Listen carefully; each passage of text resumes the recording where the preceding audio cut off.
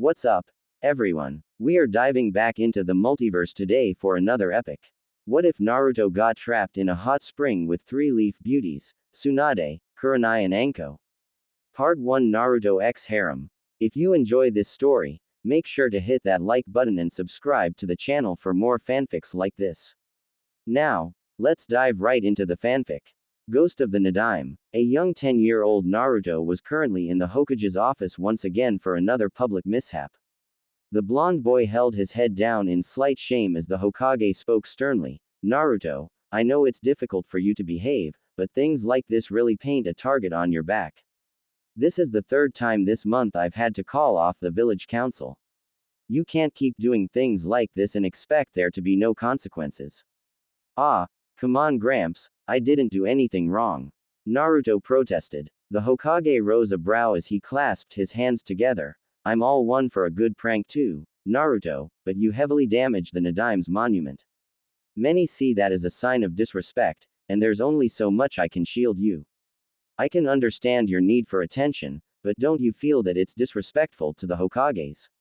You say you want to be Hokage one day but acts like that are not how you become a Hokage. I doubt you know this, but you can't just become Hokage on a whim.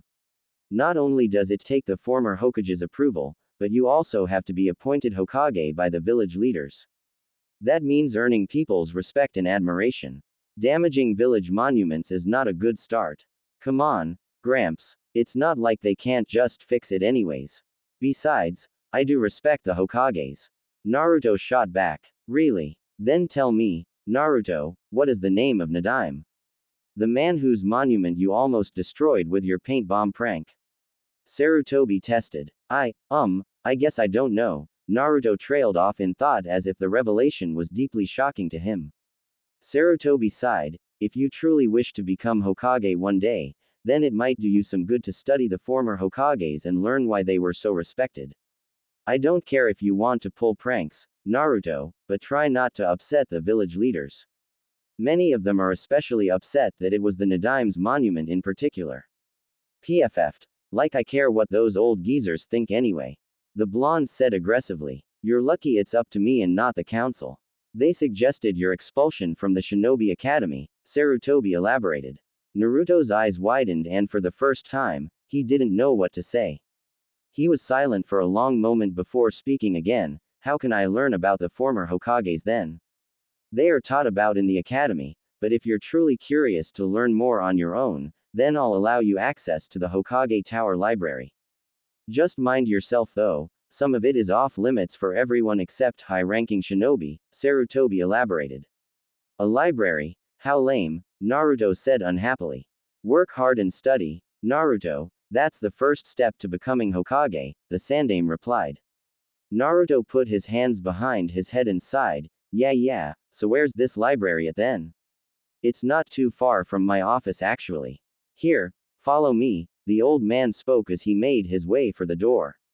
Naruto followed him for about a minute as they wended around some corridors and up a flight of additional stairs. They soon came upon a library. A Jonin was currently standing in front of a door and looked a bit alarmed when he saw the Hokage and Naruto approach. Hokage-sama, the man announced respectfully as he immediately opened the door for them. The elder ninja's eyes locked onto Naruto suspiciously, but he said nothing as the blonde boy walked inside. Here you are, Naruto, feel free to come by here and study anytime you wish during the day. I will inform the Jonin in the tower to allow you access to the first level of the library, the Hokage explained before walking towards the exit. Naruto stood there somewhat uncertainly as Sarutobi turned back and spoke to the Jonin guarding the door. Naruto is allowed in here to study. I don't want any trouble, understood? Yes, Hokage-sama, the Jonin replied respectfully before the Hokage departed. After he was gone, Naruto looked around the somewhat small library as he scratched his head. Reading had never really been his thing before, but Naruto was a bit curious about the former Hokages now. Against his own childish restlessness, he decided to look around and find something interesting to read. He eventually found a book called Legacy of the Hokages and decided on it. He brought the book to an isolated table in the corner and looked over it. The book didn't look overly fancy or anything, but it did have colored portraits of the Hokages inside of it. Naruto read the first page curiously. Hashirama Senju, first Hokage of the Hidden Leaf Village. A renowned warrior and sage in his lifetime, the Shadaime was an unequaled shinobi. Legends say that he was so powerful that the ninja world referred to him as the god of shinobi. All known accounts state he had the largest chakra pool in the ninja world and a legendary, unique ability, wood release. Wow, that sounds pretty cool. Though wood release doesn't sound very strong, Naruto thought to himself. Wood release was renowned for its ability to drain chakra and create life. No known Senju descendants have ever developed this ability except for the Shadaime. Naruto finished reading the excerpt about the first Hokage. He skimmed through some other boring stuff before reaching the part about the second Hokage. Following the reign of his older brother Hashirama, Tobirama Senju would later become the Nadaime Hokage. The Nadaime is most famously known for his establishment of much of the village structure we see today. Tobirama Senju was a master of all 5 elemental natures, but was most renowned as the greatest water ninjutsu specialist to ever live. His greatest legacy, however, was the creation of hundreds of jutsus used far and wide in the shinobi world. He is also credited as the second fastest shinobi in history behind the Yondaime. Wow, he sounds pretty cool. Now I feel kind of bad about messing up his monument, Naruto thought to himself. The Sandaime Hokage, Hiruzen Sarutobi, is also renowned for his mastery of all 5 elemental chakra natures and his genius-level intellect. He led Konoha through 2 great shinobi wars and was a personal underling of the former Hokages. He was appointed to the position of Hokage directly by his predecessor Tobirama Senju before the latter's death. He was also among the first shinobi to graduate from Konoha's newly formed Shinobi Academy. Naruto's eyes widened upon reading about the old man. I had no idea Gramps was that good. I wonder if he could appoint me Hokage if I became super powerful. I don't see the villagers ever electing me unless I do something amazing.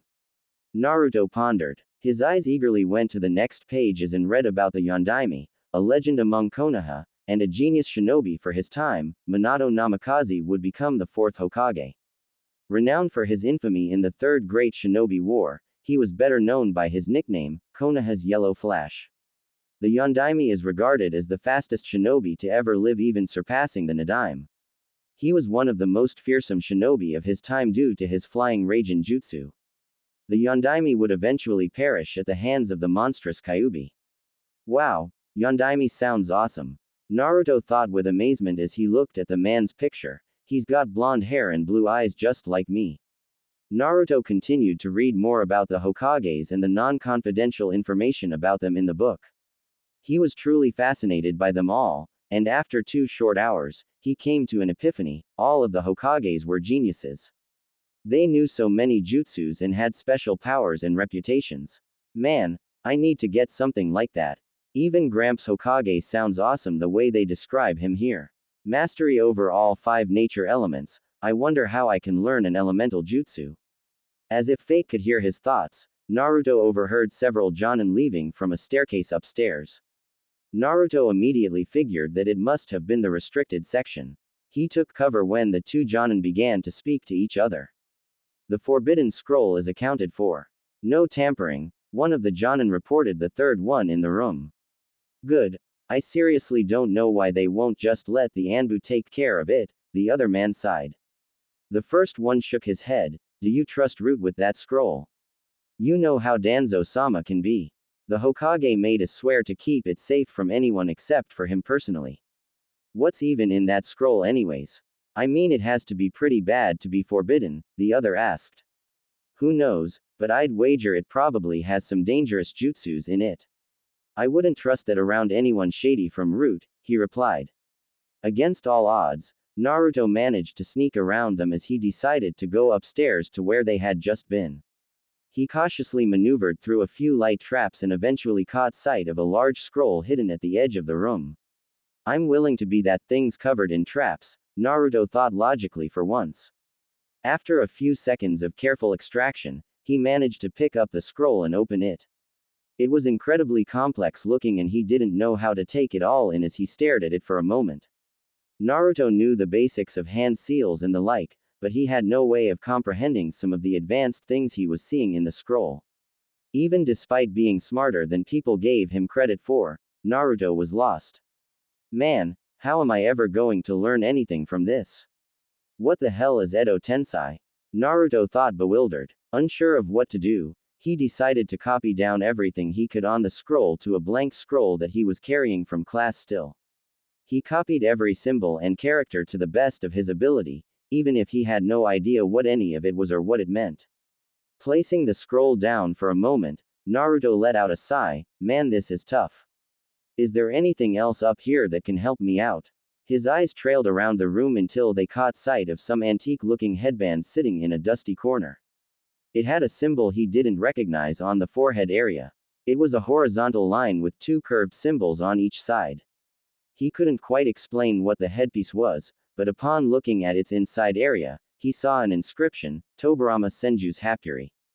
A brief examination immediately caused Naruto to realize that it was the same type of headpiece the Nadime's monument had on his head.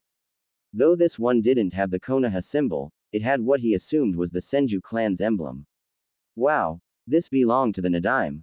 This thing looks cool, I'm going to keep it, Naruto thought excitedly as he put it away in his pack. He didn't see much else in the upstairs portion of the library that caught his interest, and quickly returned to the forbidden scroll. Alright, well, I should probably just put this thing away before someone shows up. I can always come back and see what else is on it later if I need to. Let's see how many jutsus did I get here. Kage Bunshin, man, I hate clones, but I guess it's something. What's this one? Flying Raijin. Isn't that Yondaime's technique? Sweet, I definitely want to learn that. I don't know what this Edo Tensei thing is supposed to be, but it looks like some type of summoning maybe. I guess that's a good start. Is there anything else on here even worth coming back for? Wait, what the hell is that? Naruto's eyes shot open in disbelief when he spotted a symbol on the scroll that matched the one on his stomach. 4 symbols seal, why does it look like the markings on my body? Naruto thought, horrified. There was no description for this jutsu, but it greatly troubled the boy. He didn't get long to look at it when he heard footsteps coming from downstairs. He was immediately drawn from his thoughts when he heard the Jonin from downstairs speak. Where are you, kid? You need to go home. Nobody's allowed in the library after dark. Without hesitation, Naruto immediately put the scroll back as best he could, even resetting its traps.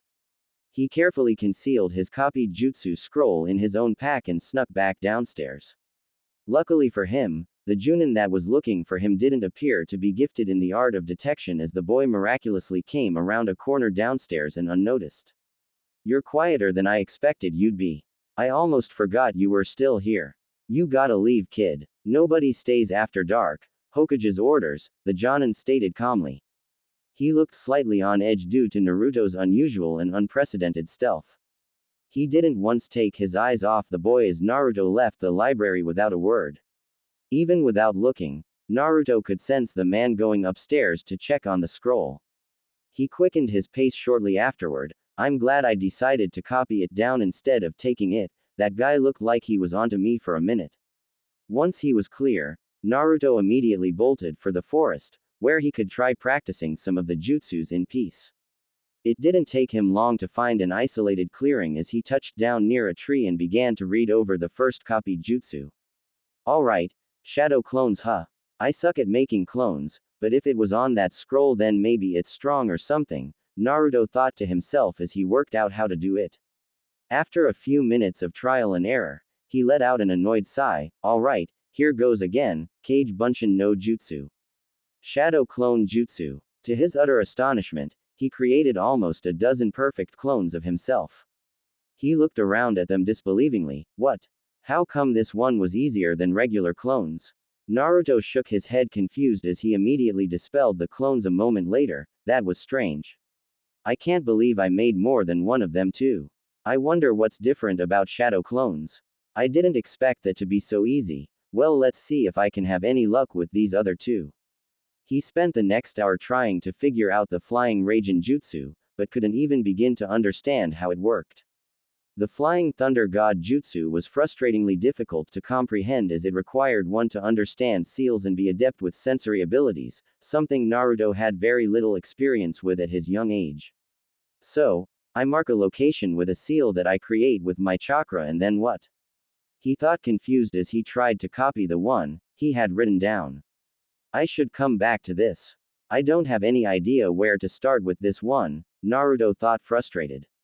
He then moved on to the third technique, which was also the last one he managed to copy before putting the scroll back. Alright, Kuchios, Edo Tensei, let's see. This one doesn't make any sense.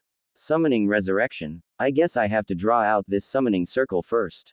I wonder what it's supposed to summon.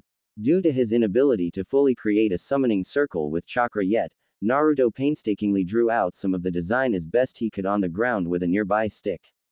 He attempted to pour forth chakra into it a moment later, causing the lines to darken as if they were written in ink. Afterward, he looked at his nearby scroll for the hand signs. I guess I have to get them all without messing this up, he thought to himself. Naruto memorized the hand signs as best he could while going through them at a decently steady pace. Even though he eventually got the hang of doing them, nothing would happen. He failed for over half an hour trying to do them, but eventually he succeeded, causing a reaction. To his astonishment, the lines he drew out in the dirt turned fully black and many additional seal symbols surrounded it. A bright and unholy glow briefly illuminated the circle, but then nothing happened. Naruto looked at it confused. What the hell? Did it work? What's this stupid jutsu supposed to even do anyways? He looked at the complex writings and reread some of it. DNA, blood. Oh, that makes sense. I think summons need blood to work, right? Well, here goes nothing. Naruto bit his thumb to draw blood and pressed it down towards the summoning circle. Once again nothing happened. Frustrated with his failure, he threw down his pack and growled in annoyance. The hapkiri that he had stolen from the library flew out of his pack upon doing so and landed dead center in the summoning circle. A moment later, Naruto felt a horrible sensation wash over him as his chakra began to drain painfully. The circle then glowed again as an ethereal figure took shape within its center. A panicking sensation washed over him as Naruto felt himself being dragged closer towards the center of the circle. He immediately tried to scratch apart the edges of the summoning circle as it slowly dragged him in.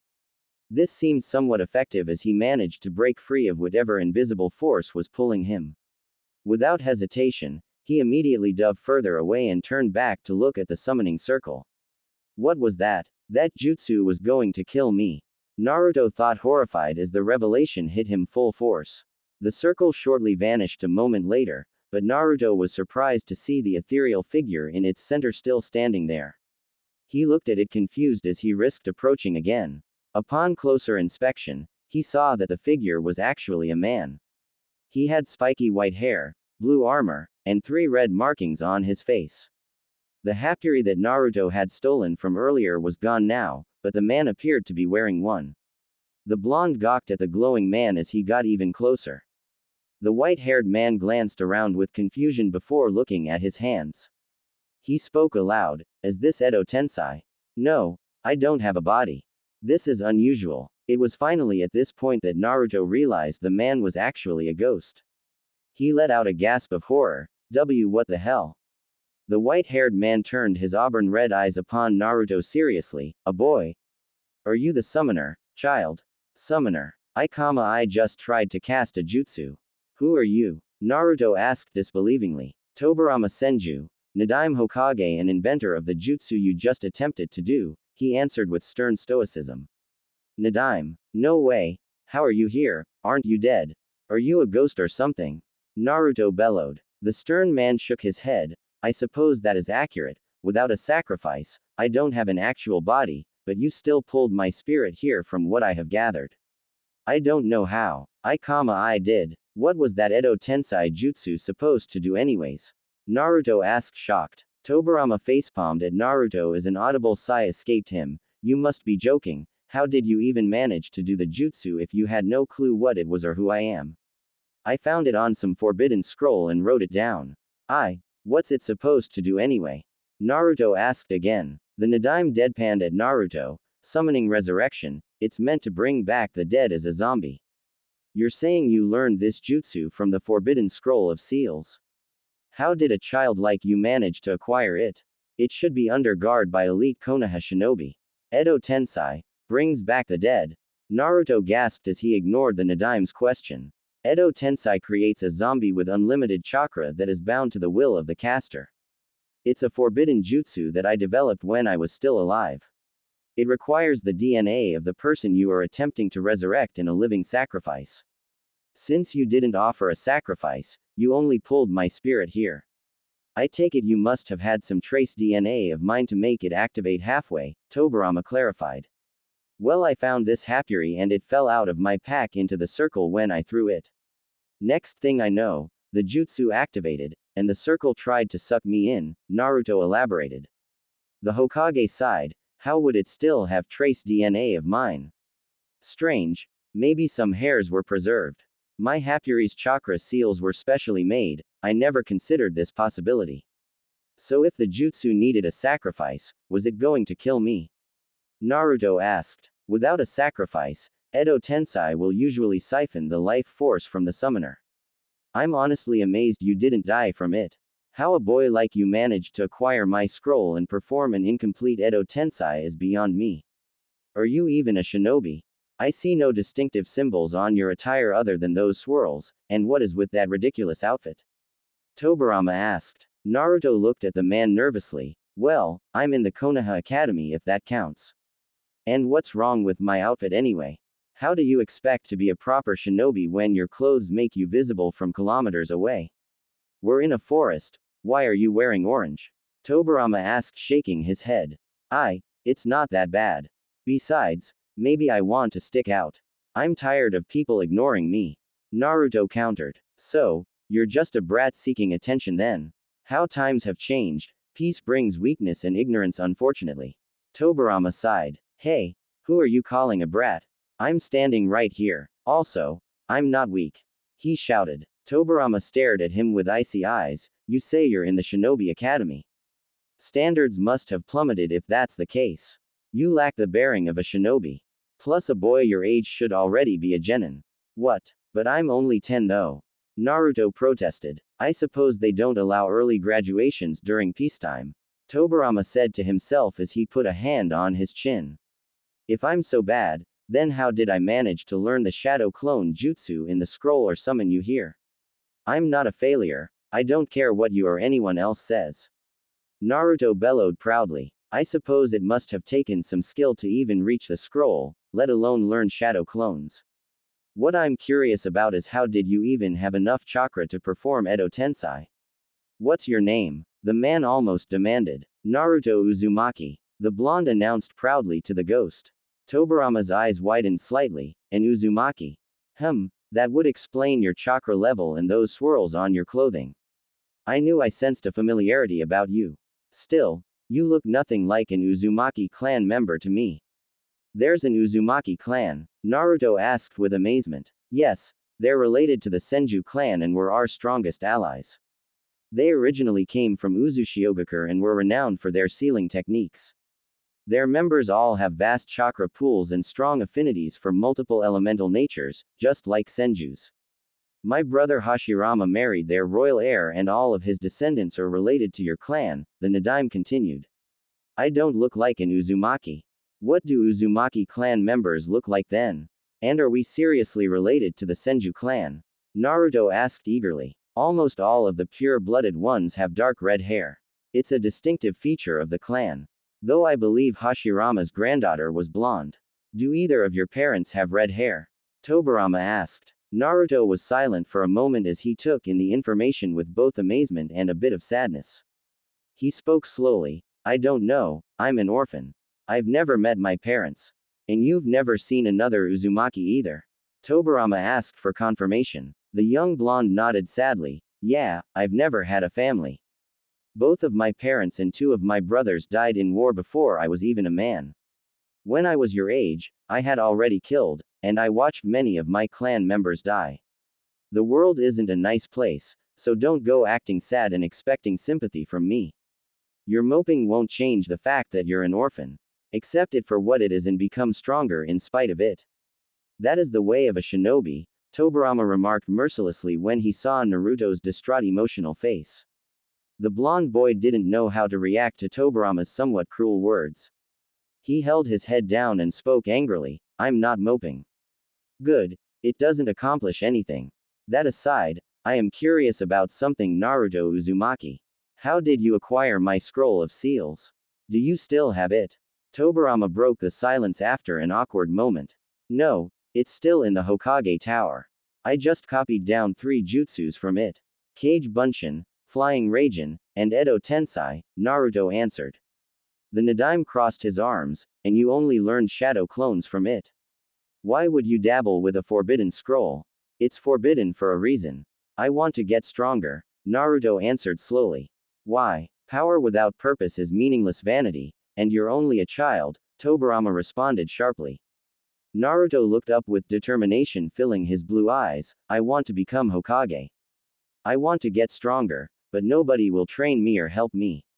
Everyone treats me badly or ignores me. They all think I'm dumb or some kind of monster. Hell, people even call me demon brat sometimes. I just want to earn people's respect. You want to be the Hokage? Do you even know what you're saying? Being Hokage isn't just some glamorous position where people respect you. It's a responsibility to be the strongest shinobi in the village and to be its last line of defense. You have no idea what it takes to shoulder that kind of responsibility. This isn't some pipe dream, boy, it's a burden that the strong must bear. You have to be willing to sacrifice everything and die for it. My brother did and so did I. That's what it takes to be Hokage. Tobirama growled in annoyance. The Nadaime's words hit Naruto hard as he held his head down shamefully again. Something about Tobirama's brutal honesty was really hard for him to swallow. Naruto looked up again and gritted his teeth. Then teach me how to become stronger, nobody else will. Tobirama gawked at him somewhat surprised. Teach you. In case you've forgotten, Uzumaki boy, I am a spirit. The only interaction I can have with this world is through your chakra. So what? You can still show me things and tell me how to do stuff right. Besides, what else are you going to do?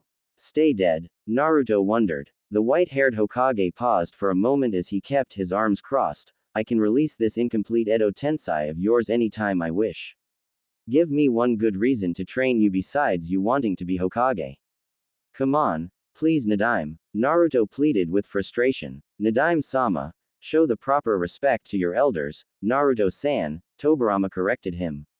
The blonde shook his head. I'm tired of being the laughing stock of the Konoha Academy. I can't stand everyone thinking I'm weak and praising that smug Uchiha bastard. Tobirama's eyes widened at the mention of Uchiha. He stared at Naruto intensely. What's this about an Uchiha? This guy in my class, he's from the Uchiha clan, and everyone praises him for being so good. He always talks down to me and I'm sick of it. Naruto explained. The Nadaime lightened up for the first time as he raised a brow at Naruto. That's as good a reason as any.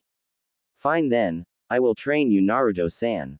Wait, you will. Why the change of heart, Nadaime? I didn't think that was a good reason. Naruto gasped. You will refer to me as Nadaime-sama or I will revoke my offer, Tobirama stated sternly. Naruto instantly bowed his head. Forgive me, Nadaime-sama, but why are you willing to train me now? I'm doing it so that you can properly rival this Uchiha boy. Members of their clan tend to act condescending unless they are regularly put in their place. It would do him some good to learn humility if he's as smug as you claim, Tobirama answered. The blonde boy beamed with excitement. When do we start then? The sooner I can become stronger that Sasuke-tem, the better. Since my spirit is bound to you now, I will come and go as I please. For the record, only you should be able to see me. I will train you on the condition that you obey my orders no matter what. Do you agree? Tobirama asked seriously. I do. Naruto answered immediately. You break this promise one time, and I will leave, understood? Yes, Nadaime-sama, Naruto replied respectfully. Very well, start off by filling me in on current events. Who is the Hokage right now?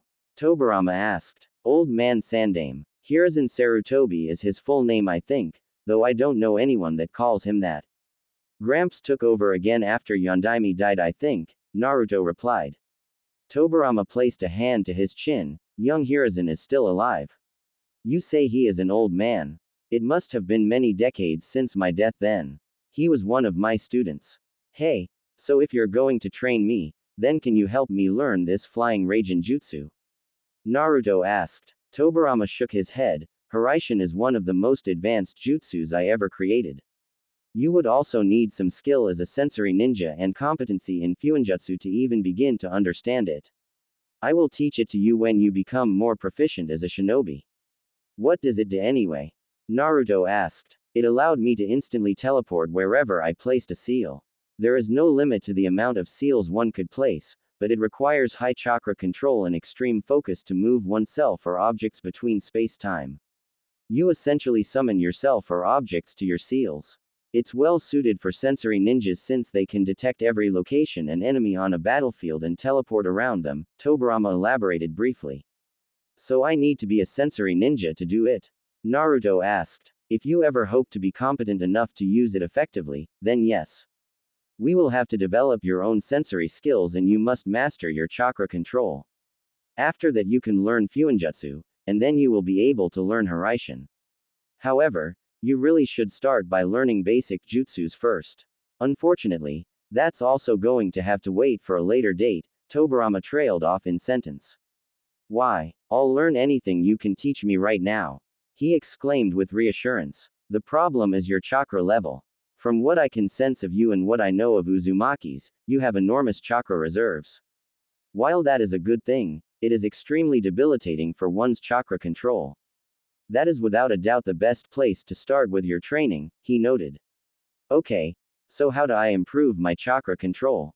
Naruto asked. Tobirama looked at a nearby pond. Can you walk on water yet? What? Of course I can, he said strongly. I want you to start by doing push-ups on the water's surface, he said calmly. Piece of cake, Naruto responded eagerly as he charged over towards the pond and onto its surface. He immediately dropped into a front-leaning rest position and began to do push-ups on the water's surface. Give me 1000 to start, Tobirama remarked with intensity as he came over the water to watch Naruto train. The blonde had barely made it to 100 push-ups before he felt himself tiring out. Keeping himself from falling in while doing an exercise took a lot more focus than he was expecting.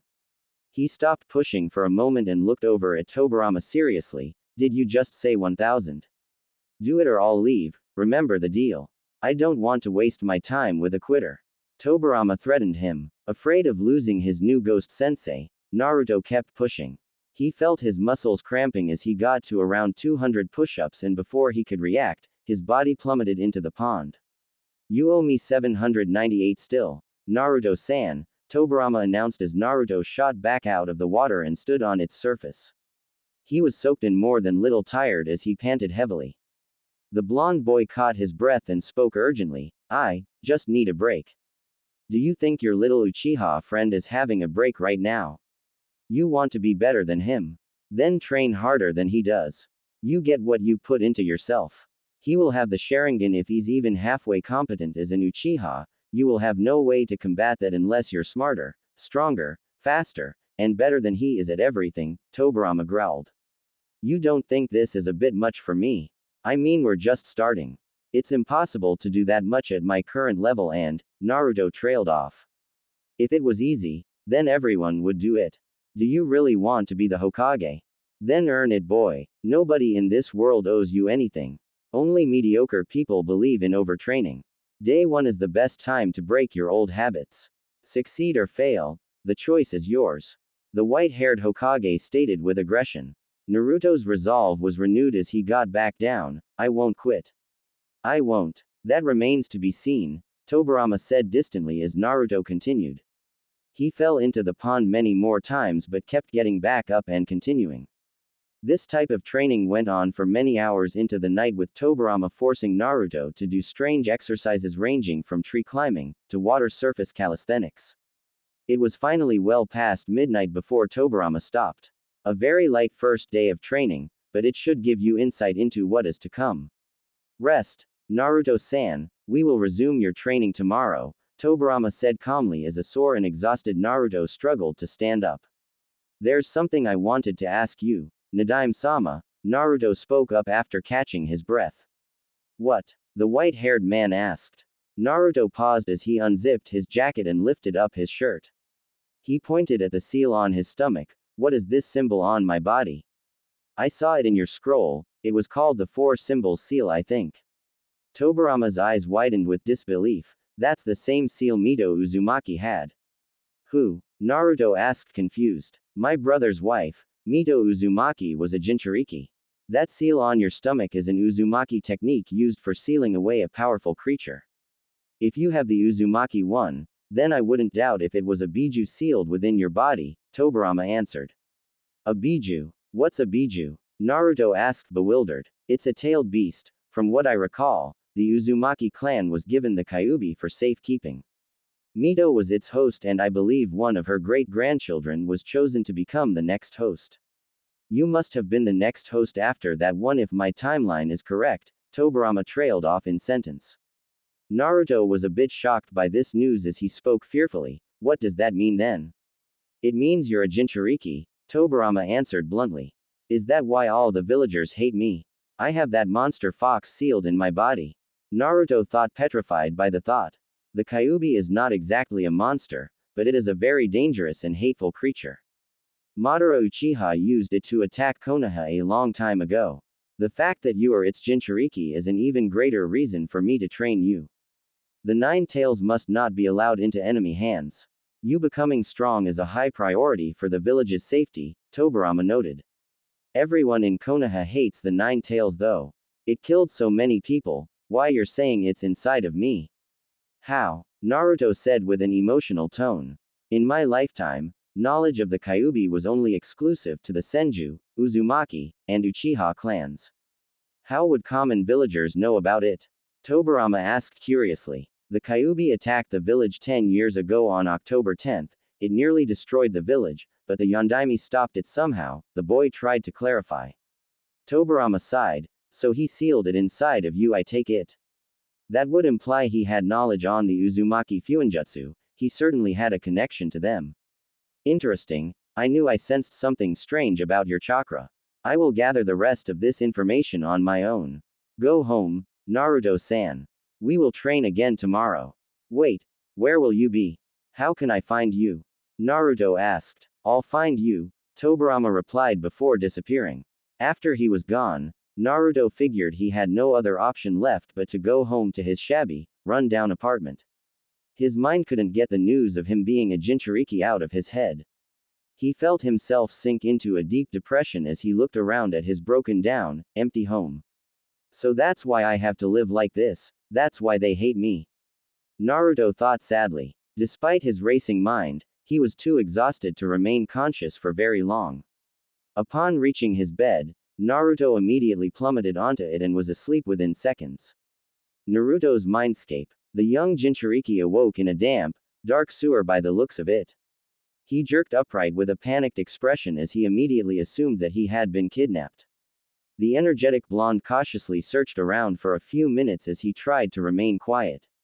He eventually decided to follow a path that led him deeper into the sewer. To his astonishment, it did not smell bad, but the gloomy lighting was a bit unsettling as he drew nearer and nearer to an ominous and dark presence. Naruto's neck hairs stood on edge as he entered a massive chamber that had iron bars on the opposite end of the room. On the iron cage, he saw a massive paper seal with the kanji for seal written on it. Naruto cocked his head in confusion as he slowly approached the cage. As he got closer, he saw a pair of red slit eyes appear from the darkness in the cage.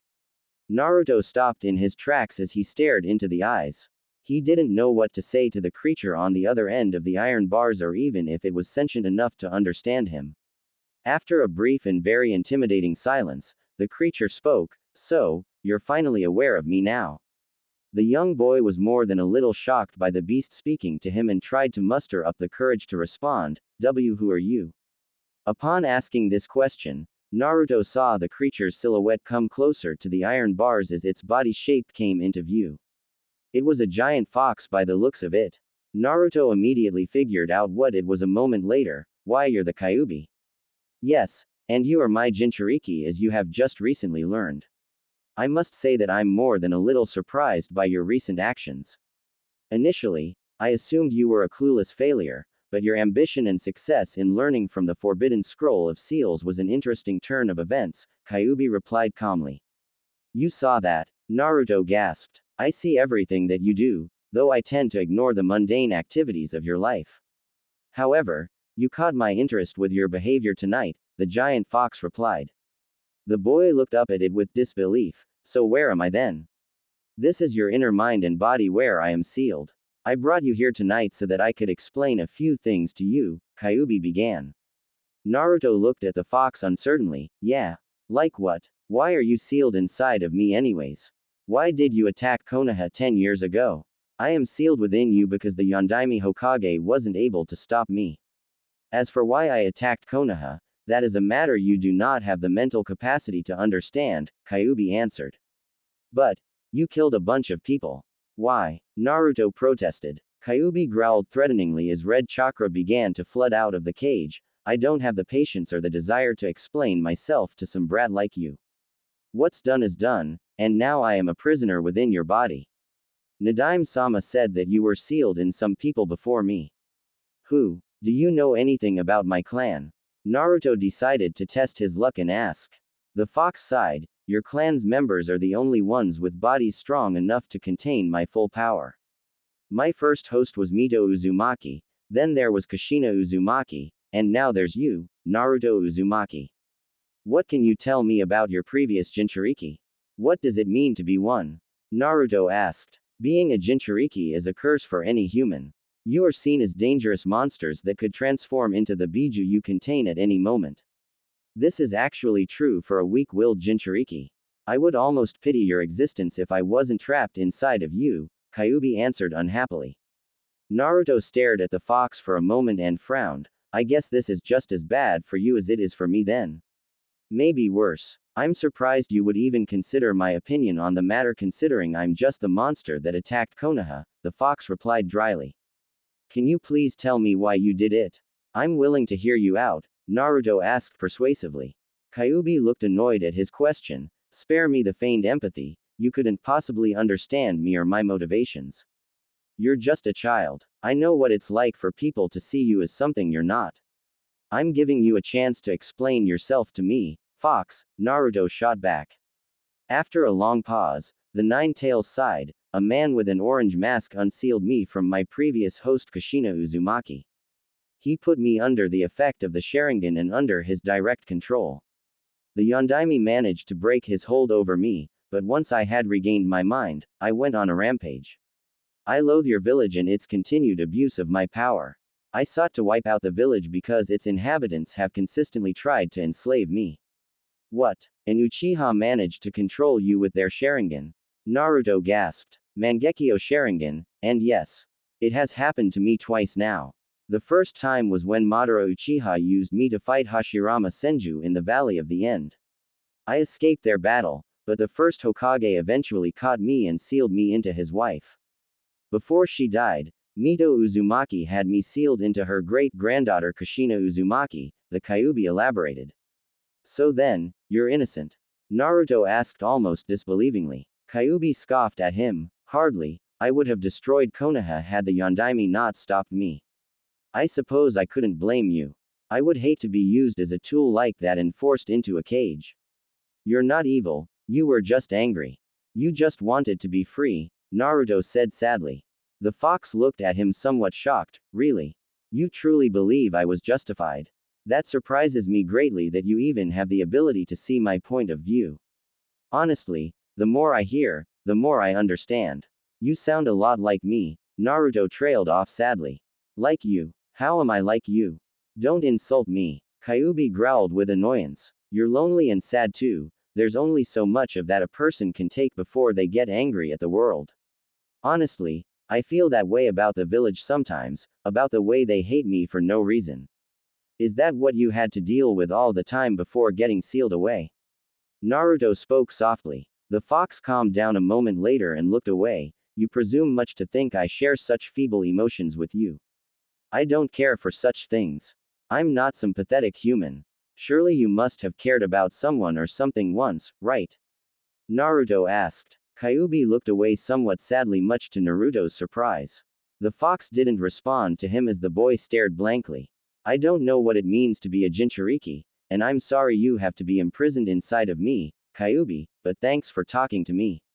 You might laugh at this, but maybe we can be friends. Naruto suggested hopefully. You would be friends with the Biju that tried to kill everyone in your village. Are you slow in the head?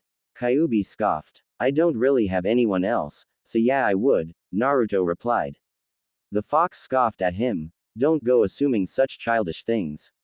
I will be civil you, but I will not humor such pathetic aspirations. Well, we're both stuck with each other, so what could it hurt, right? Besides, you don't seem evil to me, plus Nadime-sama said you weren't evil either. Maybe it is childish, but I could use a friend, even if he is a giant, angry fox. Naruto countered. You're being serious right now. I'm the reason your village hates you. Has that escaped your mind? Kyuubi asked disbelievingly. So what? Do you hate me? Naruto countered. The Nine Tails growled. No, but I don't like you either. Well, that's a start at least, the young boy said optimistically. His genuine desire to befriend the fox was very unusual to the Biju. Kyuubi seemed less hostile from Naruto's lack of hate inside. We'll see how this goes, at least you're already more tolerable than my last two Jinchuriki were. I wasn't expecting that, so what happens now? Why did you want to talk with me here, anyway? Naruto changed the subject after an awkward silence.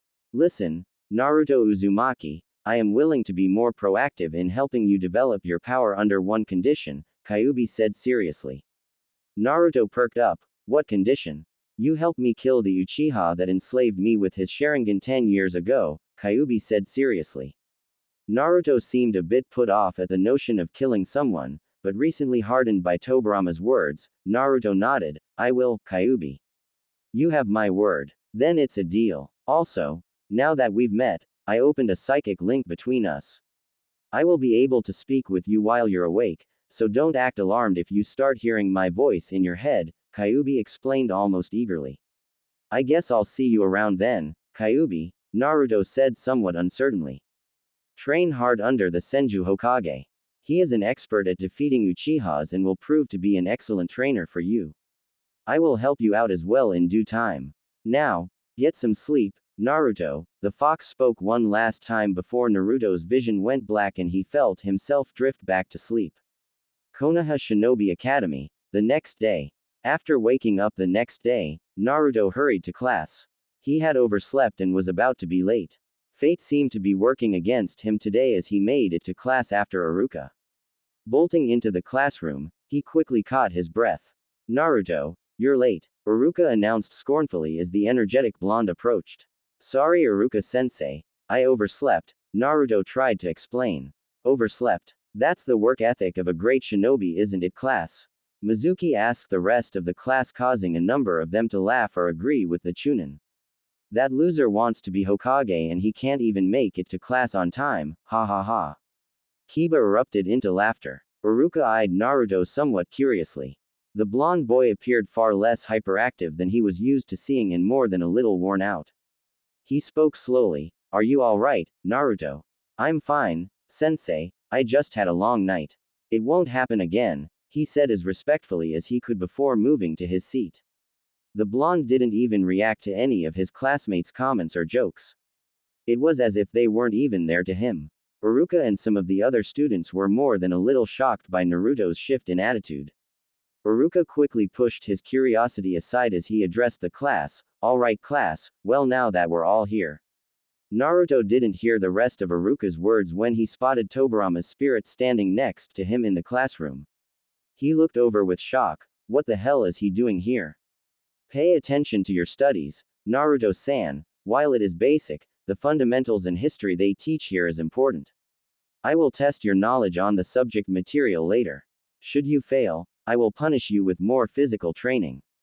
As my father once told me, you're going to be smart or you're going to be tough. Preferably you'll be both, Tobirama's ghost spoke to Naruto. His voice sounded almost echoic, but a quick look around the room confirmed to Naruto that nobody else could see Tobirama.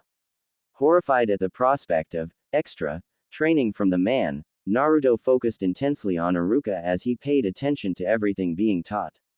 This continued for the entire day with mostly academic studies. He paid no attention to his classmates as he fully enveloped himself in the study material. After class was finally over, Naruto was the last one outside of the school. He spotted a crowd of his female classmates ogling Sasuke Uchiha-like classic school girls. He sent a sharp glare Sasuke's way which seemed to draw the Uchiha's gaze. Some of the fangirls quickly became aware of Naruto's presence due to Sasuke's attention on him. A certain pink-haired girl yelled loudly, "Why are you glaring at Sasuke-kun like that, Naruto?" The Uchiha immediately turned to leave when it became apparent that he was looking. Many fangirls attempted to pursue him, but he quickly left them in the dust as he bolted away. After his departure, Naruto heard Tobirama's voice, "That boy is the splitting image of Izuna Uchiha. If I didn't know any better, I'd swear they were the same person. He's your Uchiha rival, I take it." "Yeah," Naruto answered bluntly. "He looks arrogant, but also driven.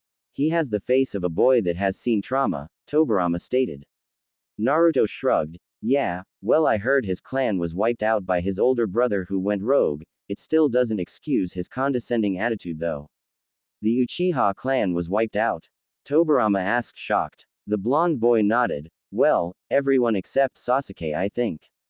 HMPH, and by one of their own too. I'm not surprised. Their clan is stained with evil and power-hungry kinslayers. They were never truly content with their lot in Konoha," Tobirama sighed. "Do you dislike the Uchiha clan, Nadaime-sama? You sure sound like you don't." Naruto wondered as he examined his ghost sensei's bitter face. Tobirama crossed his arms. "That is a difficult question to answer, Naruto-san. My clan was at war with the Uchihas for most of my early life. They killed my parents and both of my younger brothers. I never forgave the ones that survived the war.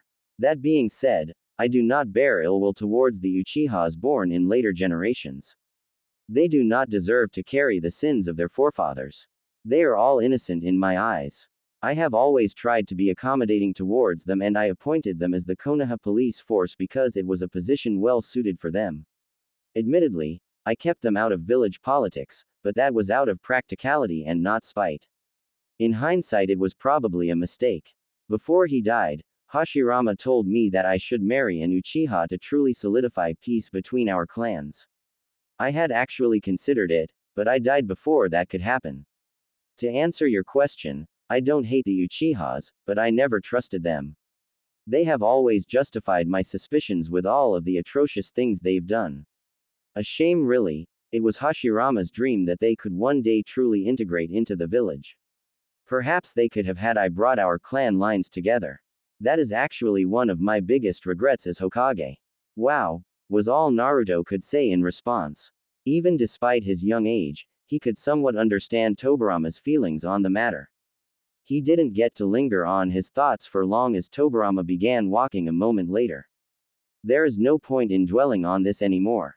We have work to do. Follow me, Naruto-san. There's a special training location that I want to show you. Tobirama stated as Naruto headed into the forest to train. Deep in the forest. Just how far out do we have to go? Naruto asked as Tobirama stopped in a distant clearing. He had led Naruto along a strange and somewhat hidden path behind a number of unusual landmarks and through a thick network of trees. We're a considerable distance away from the village. This should be a safe enough place to train your abilities without catching any attention. I noticed quite a few Anbu watching you while you were in the village. They won't usually take this route if you go through this way, and you will be undetectable in this part of the forest, Tobirama explained. Where is this place anyway? Naruto wondered. This place is called the Senju Grove. To be honest, I'm amazed it's still hidden. It looks untouched. That's good, Tobirama stated as he looked around the area. Senju Grove. I've never heard of this place. Why is it all the way out here? Naruto asked. Tobirama turned to face him. This place is where my brothers and I used to train as children.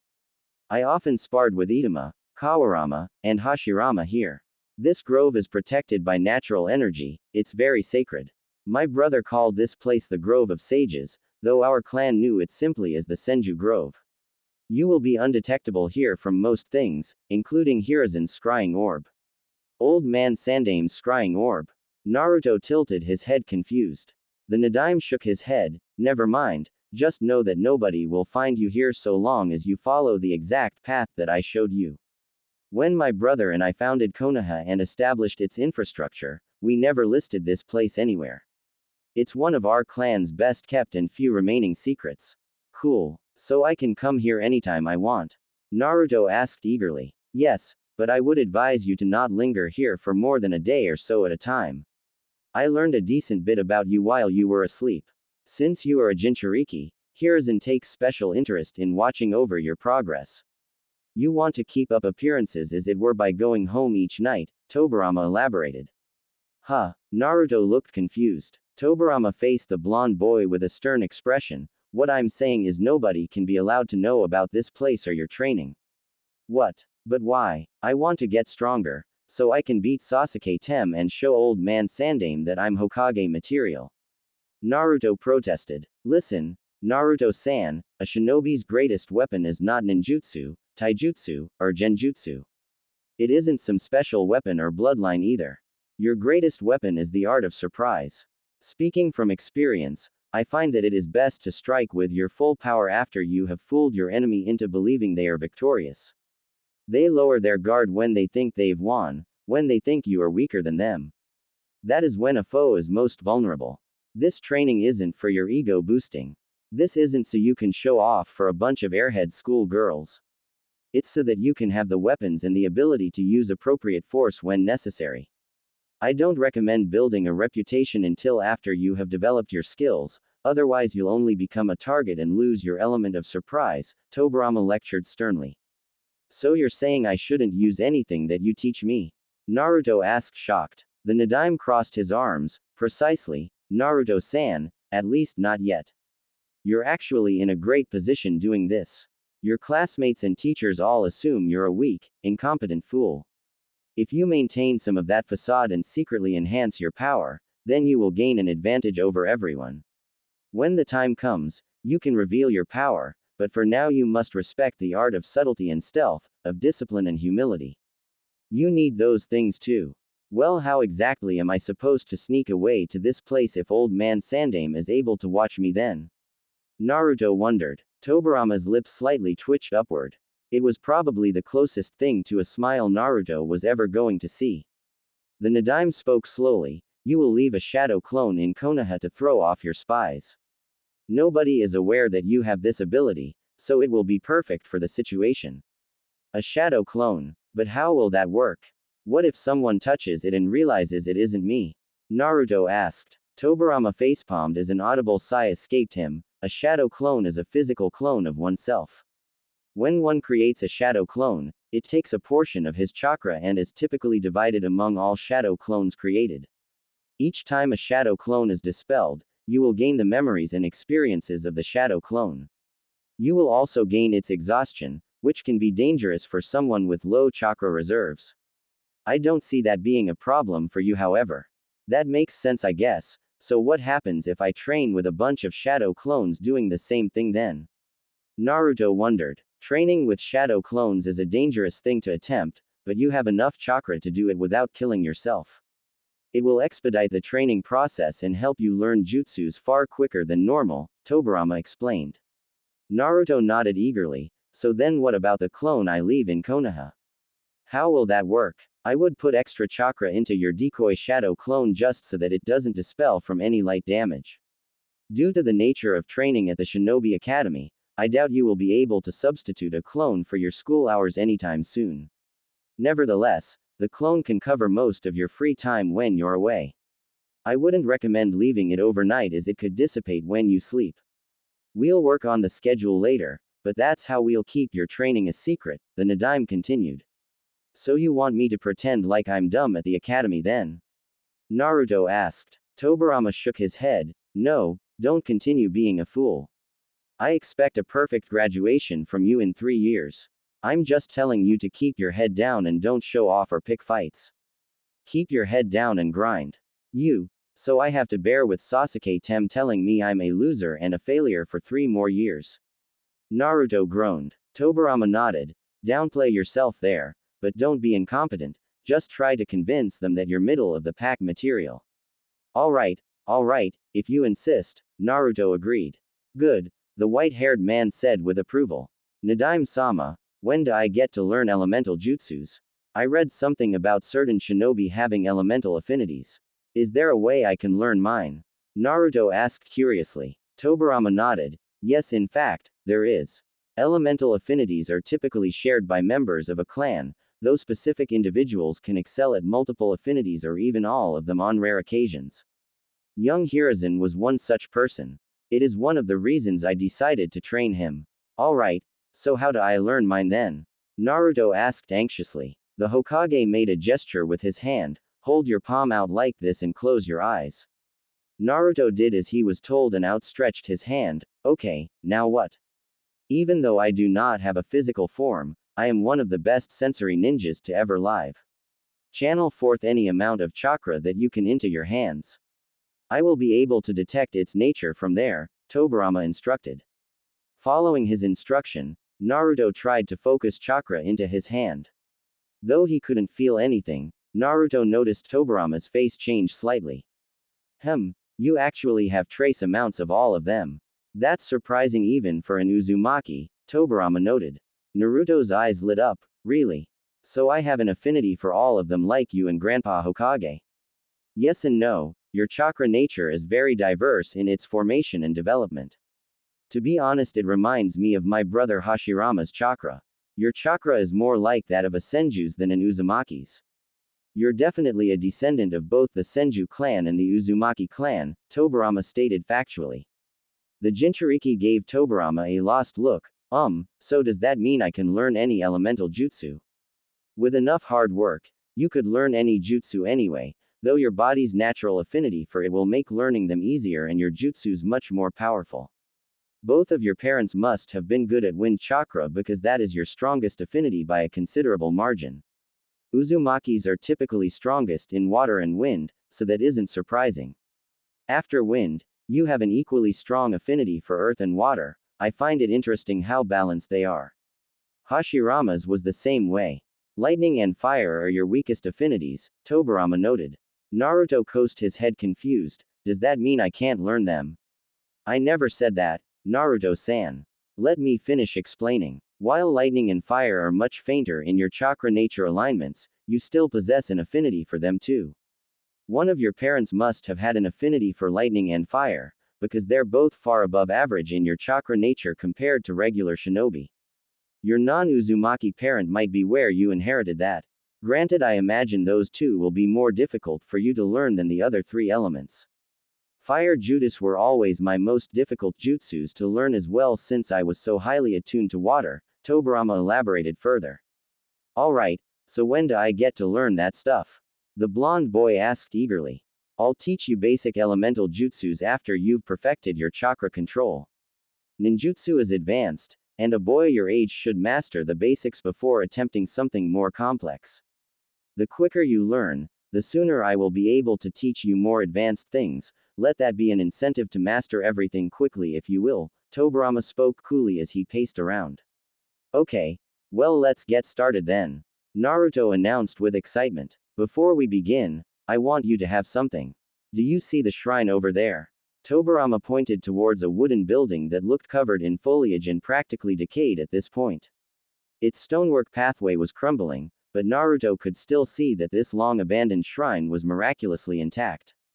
Naruto turned towards the building and began to walk towards it alongside Tobirama. The Nadaime looked down at the boy a moment later. I upkept this place during my life, and kept keepsakes of my dead clan members here. This shrine is a homage to their memories. Go inside. Doing as he was told, the blonde passed into the crumbling building. He looked around at it and saw altars with names engraved on each of them.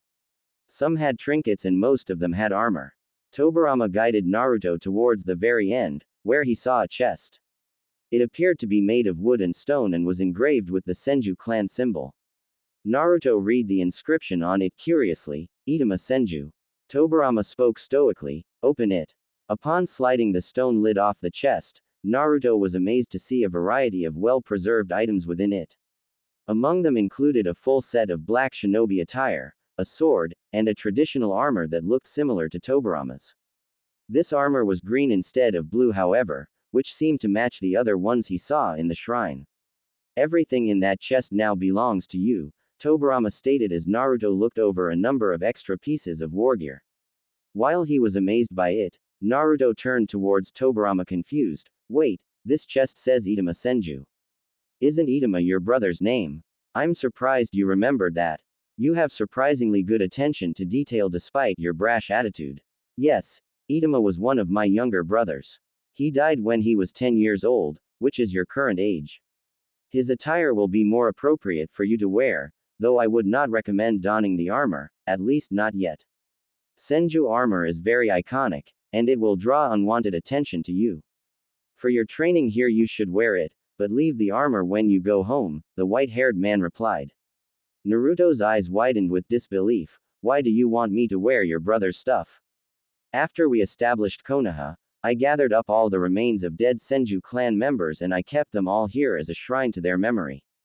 Sadly, the decades since my death has seen this place collapse into decay. A price to pay for its secrecy, I suppose. My brother's wargear serves no purpose rotting here. It is appropriately fitted to your current size and should also double as a reminder for what it means to be a shinobi. Many others died for this peace you now live in, but you must protect it because there will always be another war to fight, and only through superior strength and cunning can you maintain any kind of lasting peace, Tobirama lectured. Naruto nodded understandingly. Thank you Nadaime-sama, I'll take good care of this stuff. Get changed and meet me outside as soon as possible. I want to see these shadow clones of yours, Tobirama ordered as he left the shrine. The Jinchuriki wasted no time doing as he was told and put on the black shinobi attire. He wasn't as experienced on how to equip the armor but decided that could wait for another time. As he bolted outside, he ran up to his ghost sensei. Tobirama's arms were crossed as he spoke, show me your shadow clones. The boy nodded as he formed the cross seal with his hands, Kage Bunshin no Jutsu. Shadow Clone Jutsu. Tobirama watched with an unfazed reaction as a dozen clones of Naruto appeared all around him. He nodded his head in slight approval. Good, each one of these clones is going to focus on a different exercise for your chakra control. Send one of them to Konoha to decoy the Anbu that are looking for you. After careful explanation, Tobirama was able to show Naruto how to pool more chakra into specific clones. He sent one out of the forest and back to Konoha in order to draw away the recent suspicions of him. After that clone was gone, Tobirama had each of Naruto's remaining clones focusing on different chakra control exercises all around the grove. As the clones trained on chakra control, the real Naruto was instructed in the art of Kenjutsu by Tobirama. Naruto's new sword wasn't special by any means, and it had no engravings. The only significance it had was the blade was once wielded by Tobirama's younger brother. His training continued long into the night until it was well past dark. Exhausted beyond belief after all of his shadow clones dissipated, Naruto collapsed on the ground panting heavily. He stared up at the stars with a hopeful expression on his face. He spoke aloud with genuine and true joy in his voice. Finally, something to look forward to. Go home and rest, Naruto-san, Tobirama said distantly as the blonde managed to get up. Naruto bowed his head respectfully. See you tomorrow, Nadaime-sama. You can call me Tobirama-sensei, we do share the same blood after all, the Nadaime replied. Really? Naruto said surprised. The Hokage nodded. You are my student, so yes, keep up the good work, Naruto, and remember that the only easy day was yesterday. Alright, folks, so that's a wrap for chapter 1 of this story. Alright, so before we get too far into the FIC, I want to clarify some things.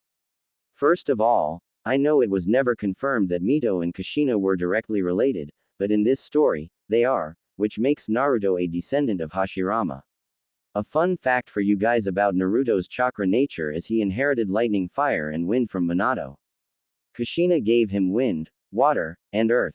Like I said in the opening Naruto is going to be ridiculously strong in this story. I left a shit ton of clues about the future powers he will be learning. Also, since Tobirama wants him to maintain a middle-of-the-pack appearance in the academy, Naruto will likely end up on a different team as well. Shinobi Academy. The next day. The following day at school, Naruto was met with the familiar sight of his peers laughing and playing in the classroom as he walked through the door. Under usual circumstances, he would proudly enter and announce his presence to the class, but today he said absolutely nothing as he quietly walked towards his seat. Ironically, however, his lack of attention-seeking seemed to have an opposite effect as everyone in the classroom turned towards him with curious expressions. No doubt they were surprised by his new all-black attire, but Naruto's demeanor was shockingly different than they were used to seeing. Looks like Naruto finally ditched the orange jumpsuit. Choji was the first person to break the awkward silence. Shikamaru had a somewhat curious and inquisitive look in his eyes as he silently watched the blonde. He looks different, and it's not just the clothes either. I wonder what's up, Shikamaru replied as he and Choji quietly talked about it. Kiba, being the brash and instigating type, immediately called Naruto out. Yo loser, what's with the new clothes? Did you finally catch on to the fact that you looked stupid in the jumpsuit? To everyone's complete astonishment, Naruto didn't say anything in response. He briefly looked at Kiba with a disapproving face but did not retaliate. Ino looked on with surprise. Wow, he's not talking, that's a first. Hey, dead last, I'm talking to you. Don't think that you can just ignore me. Kiba growled as he slammed a hand in front of Naruto's desk. Naruto was about to stand up and say something, but thankfully, someone else did. Kiba, sit down please. The students all jerked their heads towards Iruka, who had somehow slipped into the room without them noticing. The dog boy gritted his teeth at Naruto before walking to his seat. Whatever, he's not worth my time anyway. I'm amazed you didn't attack him. A dark and familiar voice sounded in Naruto's head. He immediately recognized it as Kyuubi's. Fox, is that you? He thought, surprised. Yeah, I told you that opened a psychic link between us, right? The Biju responded. You're right, I guess I forgot, the blonde noted. I know your new sensei doesn't want you to draw attention to yourself, but you shouldn't let this little punk talk down to you like that. I'm not even fond of you, and I hate seeing you take these insults from arrogant children. You should put them in their place, Kyuubi said with annoyance. Naruto sighed. Yeah, well, I'm honestly too tired to care anyways. Besides, I don't think I'm strong enough to beat him yet. His time will come. I suppose that's good motivation to train and study hard then. The fox asked. It definitely is. Besides, other than Sasuke Tem, I really can't stand this Kiba guy acting like he's so much better than me. I'll show them all that I'm not a joke. I just have to do what Tobirama sensei said and wait for the opportune moment to strike, Naruto thought somewhat angrily. I get that, but for the sake of your pride, don't let this go on for too long. I already had to watch Kushina get bullied through the academy. I'm not about to watch it again with you, the fox sighed. Naruto perked up. Really? What can you tell me about your last Jinchuriki? What was she like? She was somewhat like you, but with red hair and an obnoxiously self-righteous attitude. I personally found her boring, lazy, and unambitious.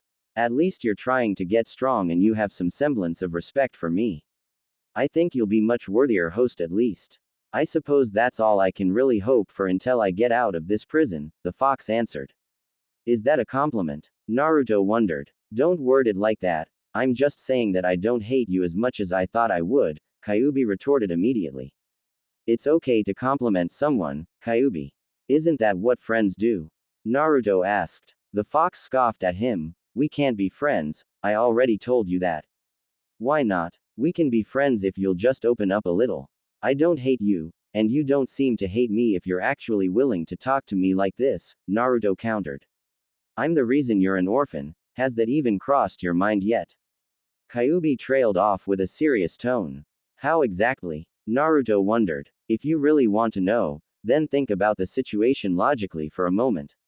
You were a newborn baby when I was sealed inside of you, the fox followed up. Naruto paused for a moment before responding. Why did the Yondaime seal you inside of me? I mean, if I was just a baby at the time, why was I chosen? You are an Uzumaki, and only your body could contain me. Kushina was actually the last Uzumaki in this village as far as I'm aware. You were the only other one, why might that be? The fox asked rhetorically. How am I related to her? He asked anxiously. The fox was silent for a long moment before answering. She was your mother, fool. You're denser than I expected. What? Seriously? Naruto thought, shocked. Yeah. So now you know. Your parents are dead because of me. I thought about withholding that information from you, but I don't see a point. You were under the delusion that we could be friends, we can't. How could you befriend me after knowing that? The fox said darkly. Wait, so if Kushina Uzumaki was my mother, then who is my father? Naruto mentally gasped. Maybe her husband Minato Namikaze with his blonde hair and blue eyes. Is it really that much of a stretch for you? You're an Uzumaki with blonde hair and blue eyes. Where do you think you got it from? The fox shook his head and growled. Yonaim's my father. Naruto couldn't believe the words. The fox sighed. Yes, and he sealed me inside of you after I tried to kill his village. As I said before, we can be civil, but you and I cannot be friends. Naruto didn't know what to say as he tried to hold back tears. He felt a wave of emotions rising to the surface, but he swallowed them immediately. He wasn't about to cry or make a scene in front of his class. His depression, however, became obvious to several inhabitants in the room, namely Iruka, Sasuke, and Hinata. They all had different thoughts on the matter, however. Iruka stopped his lecture briefly as he turned his gaze towards Naruto. What's wrong with him? I've never seen him look so down before. Did Kiba's words really get to him? Maybe I should say something to him in private. Hinata's eyes lingered on Naruto with a sad face of her own. Her empathy was high as she read Naruto's expression. Naruto-kun looks so sad. He always seems to hide his emotions behind a smile, but something is wrong with him today. He didn't even fight back against Kiba-kun. Sasuke's eyes were affixed on Naruto for a moment. I know that look, the look of loss. Something tragic must have happened to him recently. I've never seen him that depressed before. I doubt Kiba upset him. He's endured worse insults from me. He doesn't have a family as far as I'm aware. Strange. Naruto pushed his emotions and thoughts aside as he focused solely on his academics. His mind kept wanting to go into that dark place and lament on the tragedy of his life, but he maintained his bearing and focus. After what felt like an eternity, class finally ended. Naruto waited for everyone else to exit before leaving himself. Unfortunately, he was stopped by Iruka on his way out the door. The Chunin placed a hand on his shoulder. Naruto, may I have a word with you in private please, before you go home? Why, sensei? Naruto asked bluntly to his teacher. Several of his lingering classmates were doing their best to eavesdrop as Iruka had a concerned look on his face. The Chunin noticed a few of the other students and quickly shooed them away. Guys, please give us some privacy. Reluctantly, the curious students departed as Iruka and Naruto were left alone in the room. Mizuki was thankfully not there today. Naruto was grateful for that as he did not want to deal with the other condescending Chunin right now. After he was sure of everyone's departure, Iruka crossed his arms and frowned. What's wrong, Naruto? You've been acting very unusual the past 2 days, and today you came in looking depressed. You're even dressed differently. Why wouldn't I be depressed, Iruka-sensei? Naruto asked with a somewhat angry look on his face. The man cocked his head at Naruto uncertainly. Do you want to talk about it? Naruto lifted his shirt up and pointed at the seal on his stomach. I doubt you want to talk about this, sensei. Iruka's jaw dropped as his eyes widened in disbelief. And Naruto, did someone? I know all about it, Iruka-sensei, and why you all hate me for it. All those times you singled me out, now I know why, Naruto stated coldly. Naruto, who told you about that? It's forbidden to speak about. Iruka didn't get to finish as Naruto interrupted him. I had a feeling you knew, all of the adults in the village seem to know. Is that why everyone's parents tell their kids to avoid me? The boy spat. Iruka shook his head. Naruto, my parents died the day I was born, Iruka-sensei, not that you'd understand or care. So you're wondering why I'm depressed, there you have it. I'm just the demon brat to you as well, aren't I? Naruto said, shaking his head as he turned to leave. He didn't make it far before Iruka stopped him. Wait, Naruto, I'm sorry. What? The blonde tilted his head in confusion. I've been prejudiced towards you for a long time, always seeing you as the fox and not as a kid. I suppose you're a victim in all of this too. I was a fool to not realize that sooner, Iruka said sadly. Naruto was genuinely surprised by the man's empathy. He looked at him uncertainly. What are you saying, sensei?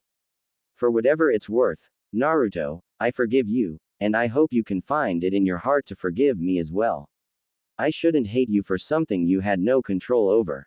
Nobody should. There's too much hate in this world. I should have reached out to help you, instead of ignoring a boy in need. Iruka frowned. The man almost looked like he was about to cry, much to Naruto's disbelief. I don't understand, Naruto said blankly. Iruka looked down for a moment. My parents also died in the attack 10 years ago. As much as I want to be angry about it and hate the world or hate you for what happened, it doesn't accomplish anything. I know it's tough to not be bitter, Naruto, but holding on to hate only destroys you. I couldn't possibly understand what it's like for you to carry the burden of holding that terrible demon inside of you. Just know that I am here if you ever need someone to talk to. You shouldn't have to be alone. From here on out, I'll do my best to help you become a genin Naruto. Naruto felt like he was about to cry. He looked away. Thanks sensei, that actually means a lot to me. Are you hungry right now, Naruto? I can take you to go get some food, Iruka offered. Naruto smiled weakly. Sorry, sensei, but I have plans. Maybe we can do that some other time. I'll see you tomorrow in class. Okay, Naruto, remember I'm here if you need me, Iruka reiterated. Without another word, the blonde boy left. Thankfully, nobody appeared to have eavesdropped on their conversation, but Naruto did notice Kiba waiting outside of the academy. The other boy gritted his teeth enthusiastically. There you are, dead last. Been waiting for you, so how's about you tell me what's wrong with you today? Go away. Dog breath, I'm not in the mood to deal with you, Naruto said distantly.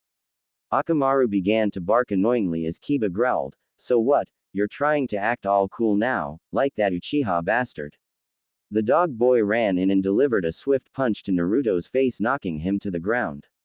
The blonde got back up immediately and simply walked away. The hell, you scared to fight me now, Uzumaki? Kiba boasted as he ran in to deliver another punch. He never quite made it as a surge of chakra flooded Naruto's entire body. Naruto spun around and punched Kiba dead in the face, sending the other boy flying into a nearby tree. Akamaru barked and growled angrily as Naruto took a step forward. Naruto quickly regained his senses when he felt Kyuubi's chakra beginning to wash over his own.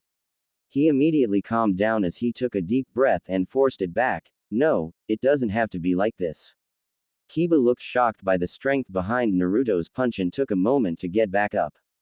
He didn't say a word as he stared at Naruto in extreme pain. Akamaru ran towards Kiba's leg and whimpered fearfully as Naruto stared Kiba down. The blonde spoke up with fury in his voice. I said I'm not in the mood, Kiba. Yeah, I got that, Kiba said, a bit shell-shocked as he rubbed his cheek. He wasted no time, leaving shortly afterward as Naruto turned around. After he took cover, Naruto made a shadow clone to decoy its way to the Hokage Tower. He was going to have that clone study in the library. On his way towards the Senju Grove, Naruto turned back and looked over the village. His eyes lingered on the Hokage head monument sadly. Dad, my dad was Hokage. He died to protect this place. Just like Shadaime and Nadaime. All of them sacrificed themselves. Is that what it takes to truly be Hokage? After staring at the monuments for a good few minutes, Naruto decided to speak to Kyuubi. Hey Fox. I'm surprised you even want to talk to me right now. What do you want? The Kyuubi asked. Earlier, when Kiba was attacking me, I felt your chakra inside of me, almost like you were protecting me. Why? You're imagining things, the fox replied. No, I'm not. Why'd you help me? Naruto asked. Kyuubi growled. I'm not about to be stuck with another Kushina for the next generation. If people attack you, then defend yourself. If you refuse to do it, then I will. I could have seriously hurt him if I didn't stop you, Naruto countered. So what? Kyuubi scoffed. I've thought about what you told me during our first meeting, and about my parents' deaths. I want to tell you how I feel about all of this. Naruto changed the subject. It's fine if you hate me. Kushina and Mito both did as well. I don't care if you do too, it's nothing new to me. All of you humans are the same, the fox said callously. Even though you were involved in my parents' deaths, I still don't hate you, Kyuubi. In fact, I forgive you. Naruto said slowly. The Biju was silent for a moment before a disbelieving response followed. You do? How could you possibly forgive me? What makes you think I want your forgiveness anyway? I don't need it. Earlier, when Iruka-sensei reached out to me, it made me realize something, Naruto began. And what is that? Kyuubi asked. It's easier to forgive someone than to hate them forever. Nothing will ever change the fact that my parents died, but I still think it wasn't entirely your fault. You were upset and angry, you never had a real connection with anyone in the village despite them using you. They were going to imprison you again and you knew it. Besides, none of it would have happened if it wasn't for that guy who unsealed you from my mom. My parents died protecting the village, and you fought for your freedom against being the village's weapon. How are both sides not justified in that situation? I can't hate you for that. If I were in your position, I might have done the same thing. Naruto said as tears flowed down his face now. He was no longer able to contain his emotions. He cried silently as he stared at the Hokage monuments. Even after all of this, you still think we can be friends? Why are you so determined to not hate me? The fox demanded. Naruto was surprised by the sadness present in the Biju's voice. You told me the truth even in spite of what it would mean. I think a part of you hopes that someone would understand. You're not a monster, Kyuubi, I don't care what anyone else thinks. You may have done some terrible things in the past, but that doesn't have to define your future. The boy declared reassuringly. And what does then? What do you suggest I do? Kyuubi asked with emotional anger. Being my friend would be a good first step, Kyuubi, Naruto replied. The fox seemed upset now. Is that really what you want? For me to make amends and be your little pet? Why should I? The only thing I'm interested in is you killing the Uchiha with the orange mask. We won't always be together, Kyuubi. One day I'll be dead too and you'll be somewhere else.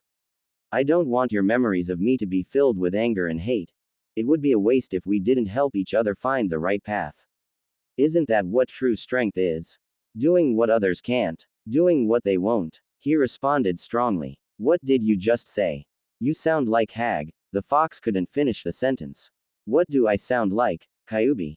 Naruto asked. The fox's voice almost cracked. I'm going to tell you something that I've never told any human before. My name is Kurama.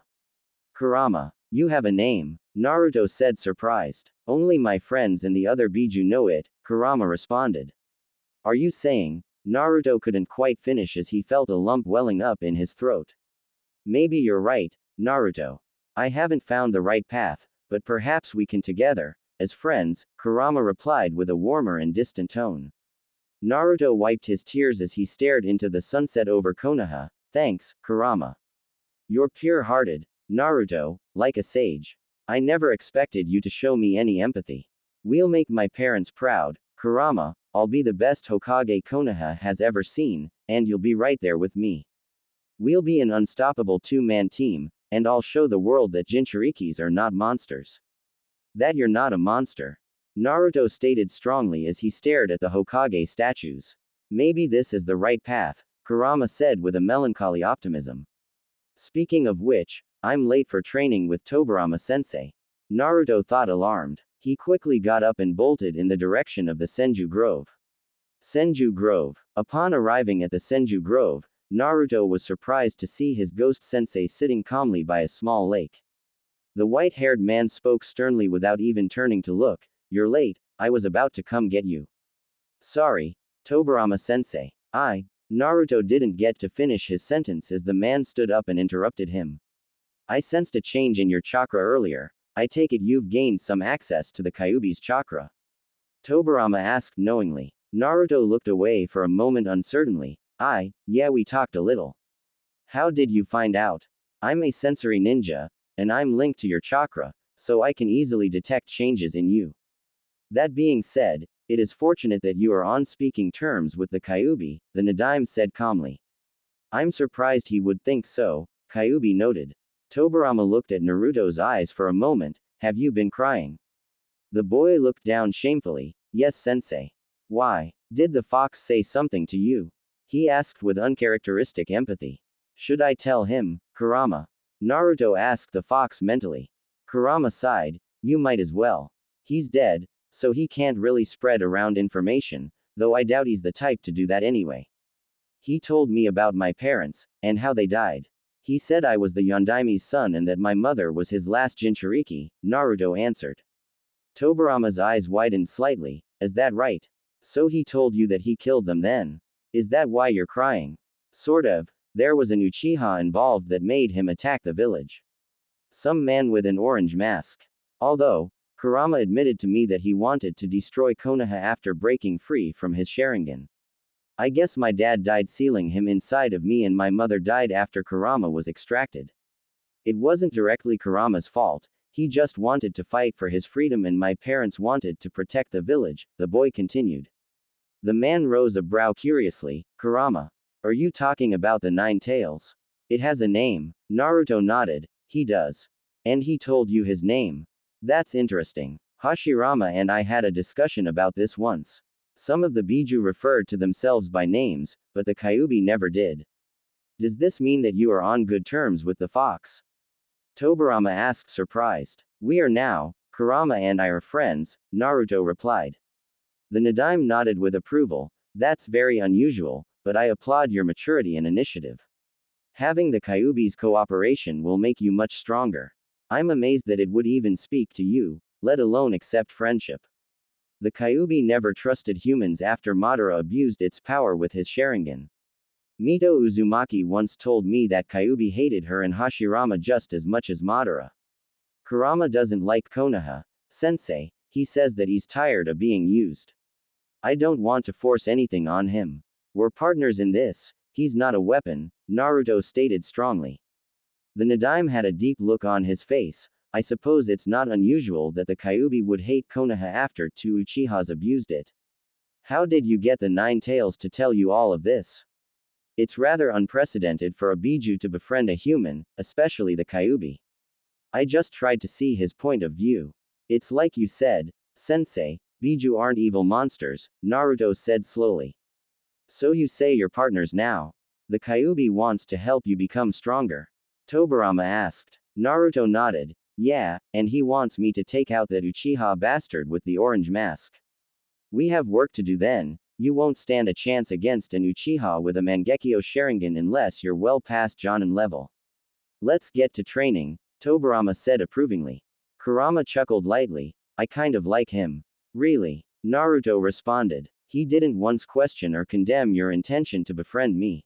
He also doesn't like Uchihas. That's 2 for 2, Kurama spoke up enthusiastically. Alright, Naruto, we're going to continue with your chakra control today and your accuracy, Tobirama announced. My accuracy? Naruto questioned uncertainly. The Nadaime shook his head. If you ever intend on being good at flying Raijin, then you had better be good at throwing kunai and shuriken. Why though? Naruto wondered. With flying Raijin, you can place a seal on a thrown kunai and use it to teleport to that kunai. In truth, it is advanced fuinjutsu where you essentially summon yourself to your seals. To master this, you should be an expert at throwing projectile weapons, Tobirama explained. Naruto nodded. Alright, let's do it then. One more thing, I gained some recent intel while you were asleep and learned more about the state of the village right now. It's incredibly weak. The Senjus and Uchihas are both nearly extinct now, and there aren't many powerful shinobi here anymore. Hiruzen is strong, but he's well past his prime and he's far too soft. Ever since the Yondaime died, Konoha has become incredibly vulnerable. You must be prepared for an inevitable attack. Other villages will grow bolder the older Hiruzen becomes, the white-haired Hokage followed up. I understand, sensei, this isn't just about me anymore, Naruto nodded understandingly. Tobirama nodded. I'm glad to see you understand that. Also, another interesting bit of information I uncovered was the Yondaime's reputation. He was known for using flying Raijin and was a renowned sensory ninja like myself. Similar to chakra natures, inherent sensory skills are usually genetic, that makes you very lucky to be the Yondaime's son. You have the potential become more powerful than me if you work hard enough. Wow, so I will actually be able to learn flying Raijin like you and my dad then? Naruto asked excitedly. Tobirama nodded. In due time, Naruto, first you're going to master the basics. The blonde was silent for a moment as he looked away nervously. Tobirama eyed him sharply. What's wrong? I wanted to ask you something else. Is it possible for me to bring back my parents with Edo Tensei? Naruto asked. The Nadaime shook his head. I would strongly advise against that, Naruto. Even if you could somehow acquire DNA from them and sacrifices to do it, they would be zombies still. Edo Tensei is not something you should ever take lightly. It's a very dangerous and arguably evil jutsu. I used it to create zombies that could take out my enemies with no regard to their own lives, since they were already dead. Using it the manner you speak of would be immoral. Do you really want to subject your parents to undeath? I'm here as a spirit and I can leave when the time comes. They on the other hand would be denied the afterlife in that state, neither living nor dead. That's not something you should put your parents through out of a simple desire to see them. Naruto looked sad at this news but nodded understandingly. I guess it was a bit much to hope for. Still, I do want to find a way to talk with them one day, even if it's only for a short while. Let's get to work. You've already wasted 2 hours today. Tobirama changed the subject after a short silence. Yes, Tobirama-sensei, Naruto replied. 1 year later. In the following year, Naruto consistently trained every day after school with Tobirama.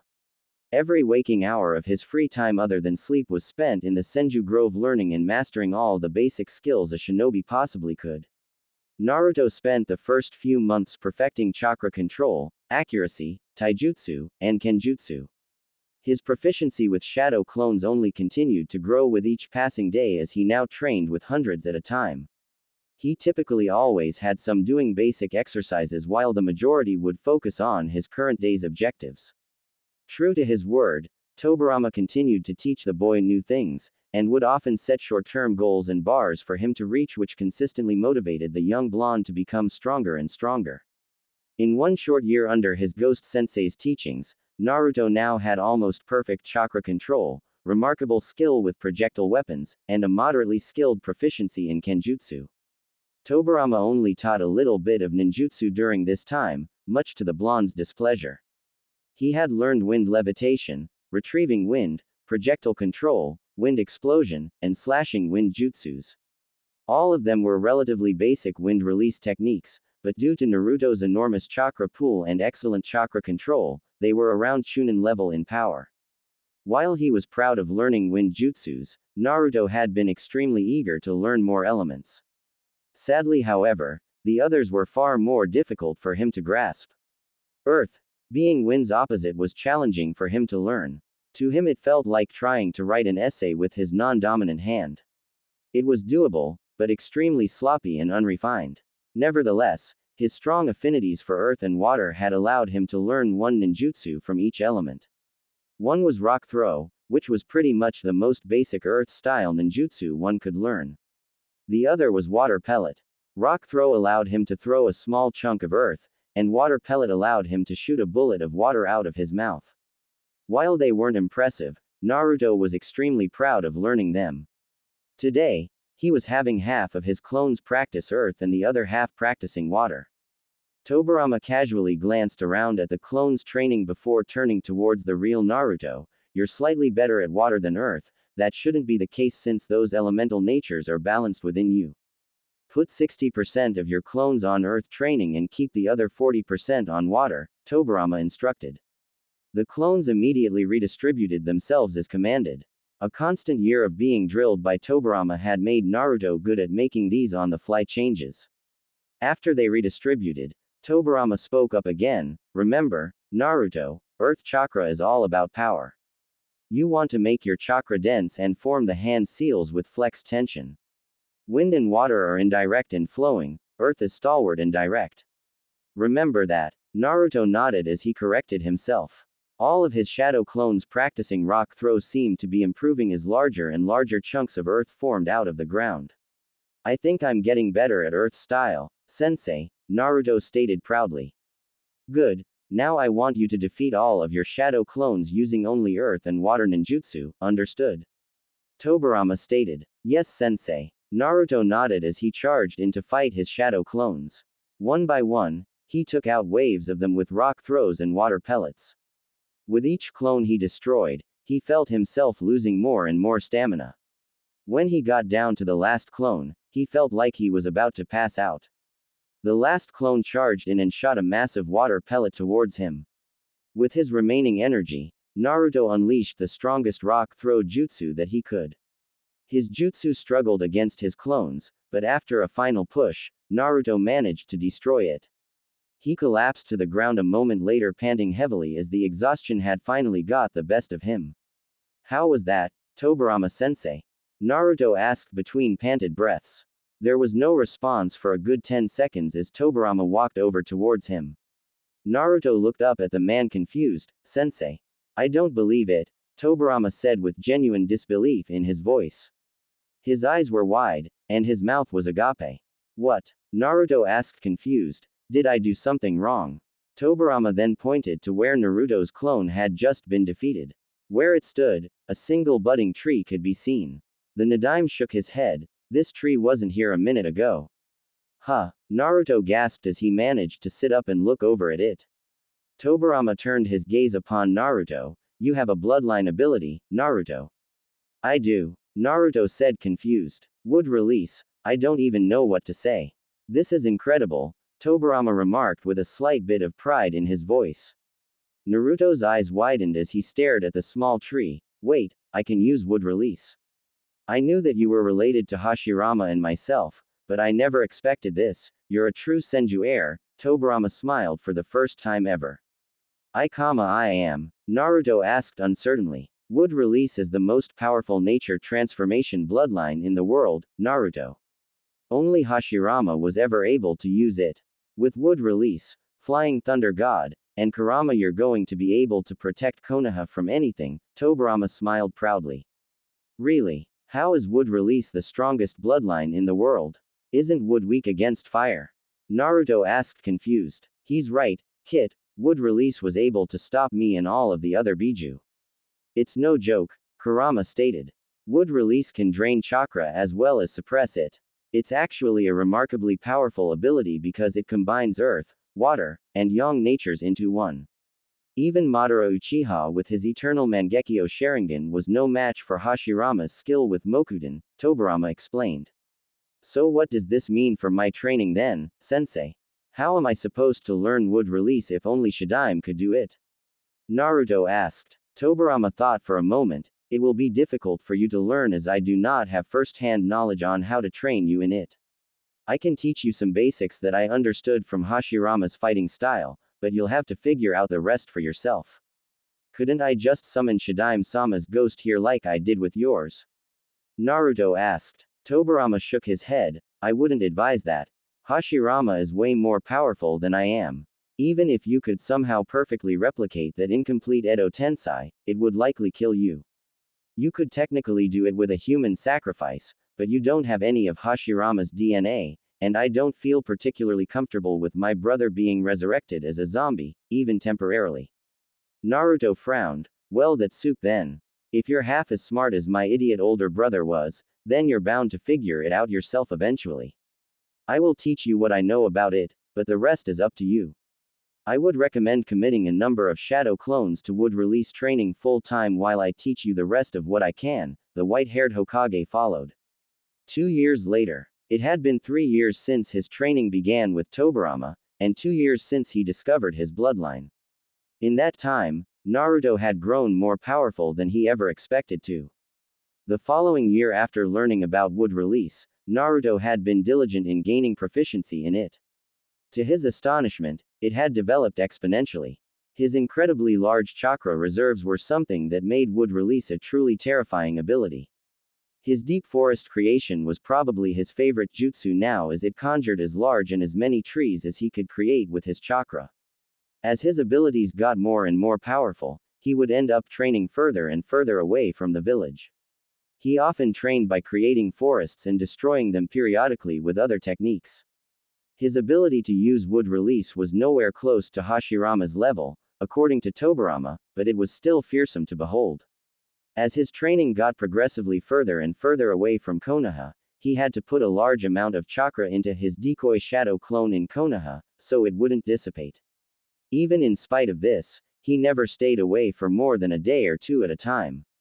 His decoy shadow clone typically went to study in the Hokage Tower library after school. This kept it under close surveillance for the Anbu that would periodically watch Naruto. On several occasions, the clone had run into Danzo. The man found it rather strange that Naruto was always so consumed with studying, but Hiruzen on the other hand was actually proud of Naruto for taking initiative to do so.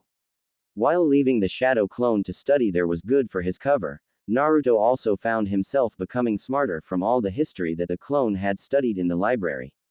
That in addition to his new mindset had made him an academic genius in the Konoha Shinobi Academy.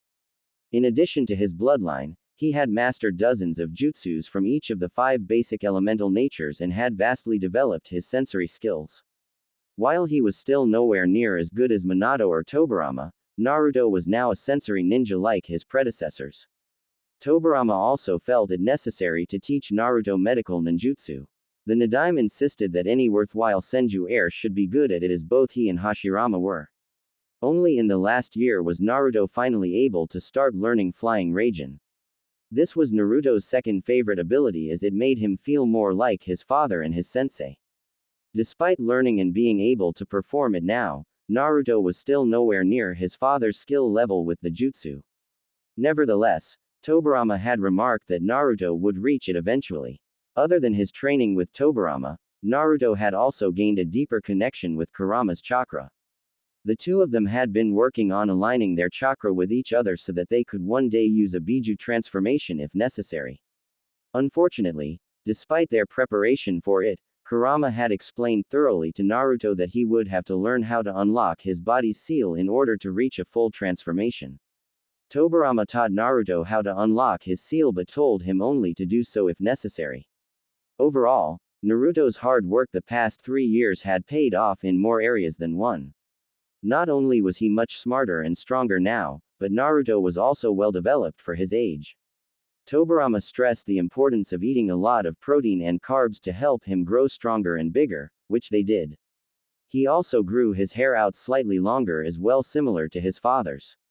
Part of him felt like it honored Minato to emulate him. Many of his classmates in the academy found his development impressive and confusing. Some even tried to befriend him as Naruto became cooler, as it were. Namely, among them were Shikamaru and Choji. Naruto always turned down their offers to hang out after school and had become almost antisocial in the past 3 years. Despite his eagerness to make friends, Naruto knew he couldn't skip training. Tobirama made it clear that if he truly wanted to become strong, then he would have to sacrifice more than just his free time and energy. He practically had to abandon his childhood and mature as a shinobi. Kiba had of course still been condescending, but he gradually began to steer away from Naruto as the years passed by. This was mostly due to Naruto almost never talking. Iruka had found the entire change in persona to be a bit disturbing and had often invited Naruto to go have ramen with him or talk. The boy would occasionally send his decoy shadow clone to spend time with Iruka just so that the man wouldn't worry about him. Despite his self-alienation, Naruto did like Iruka as an instructor and a person. They would often talk about Naruto's goals, and the blonde would always say that he was going to become Hokage. Other than Iruka's concerns, several of Naruto's peers occasionally spied on him from time to time out of a curiosity for Naruto's vast jump in maturity and skills. Chiefly among them were Hinata obviously, Sasuke, and even Kiba. All 3 of them had stealthily followed Naruto after school to learn more about him, but they always just saw the shadow clone studying in the library or practicing basic academy exercises. Out of the 3, however, only Hinata had been suspicious about the shadow clone. She noticed that Naruto never spoke to anyone other than Iruka and the Sandaime outside of class, and that he didn't do enough after school to really explain why he was so tired all the time. Nevertheless, her shy nature prevented her from ever really following up on the matter. Sasuke found Naruto's improvement noteworthy, but also a bit disturbing. The blonde almost never messed up in class now and was practically good at everything they did or studied. In fact, it was somewhat humbling for him to witness. Despite being the number 1 rookie in the class, Sasuke was impressed by Naruto's rapid rise in skill. Unlike before, the blonde boy was never flashy or attention-seeking. He never once boasted, and he always seemed like his mind was either focused on what he was doing or off in the clouds. He had developed a slight respect for his classmate over the years, but never once made it obvious. The two would be paired in sparring matches on occasion, and Sasuke would still always win them. Despite this, however, Naruto had beaten his accuracy score, and was now ranked second in the class overall. Despite Tobirama telling Naruto to be subtle, the blonde couldn't help but excel at everything in the academy, as it was pathetically easy for him now.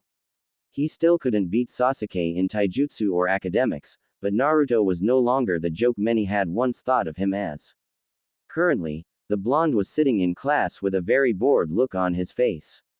Iruka looked over the room and spoke up proudly, "You all did an amazing job on the finals yesterday, and it makes me proud that all of you passed. Great job, everyone, especially you, Naruto." The Jinchuriki was drawn from his bored thoughts when he heard his name. Everyone in the class was staring at him as Iruka spoke proudly, "You had the highest score on our final exam yesterday. Excellent work." To his side, a bitter and petty Mizuki was glaring daggers at the boy. Despite all of his attempts to sabotage Naruto, the blonde would always outsmart him or surpass expectations. He had attempted to give Naruto curve balls on the finals yesterday, and to his bitter fury, Naruto succeeded. Wow, Naruto really beat Sasuke's score in the final exam. Ino spoke up with disbelief. Iruka nodded. They both had perfect scores, but Naruto performed his faster. Though you all did a great job, so you should be proud of yourselves. This class is one of the best ones I've ever had. I have no doubt that many of you will grow to become talented shinobi. Sasuke sent a sharp glare Naruto's way. He beat me. How? I know he's gotten better and that he studies a lot, but so do I. The gap between us is shorter than I thought. There must be a mistake, sensei. There's no way Naruto had a higher score than Sasuke, or even me for that matter. Sakura protested. She took pride in being one of the best students in academics. It wasn't shocking for her to lose to a prodigy like Sasuke, whom she idolized, but Naruto was another matter. Even though he had become better over the years, it was still a difficult pill for her to swallow. Well, Naruto has worked really hard for the past few years to improve his ranking, so you should be proud of him. He graduated second overall, Iruka responded to her.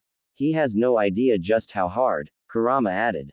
Did I seriously graduate second? Maybe I should have botched some of my stuff or lost a few more matches these past few months. All of these perfect scores really advanced my ranking, I guess, Naruto thought surprised. What? Naruto got second. What were the ranks overall, sensei? Kiba demanded. Iruka cleared his throat and spoke, let's see here, third place was Ino. She also had the highest kunoichi score. Ha, you hear that forehead? I beat you, Ino proclaimed proudly. Shut up, Ino pig. Where was I, sensei? Sakura interrupted. Let's see. Sakura, you were 8th overall, but you were 3rd in academics behind Sasuke and Naruto, Iruka answered. Ha ha ha, Naruto beat you, forehead.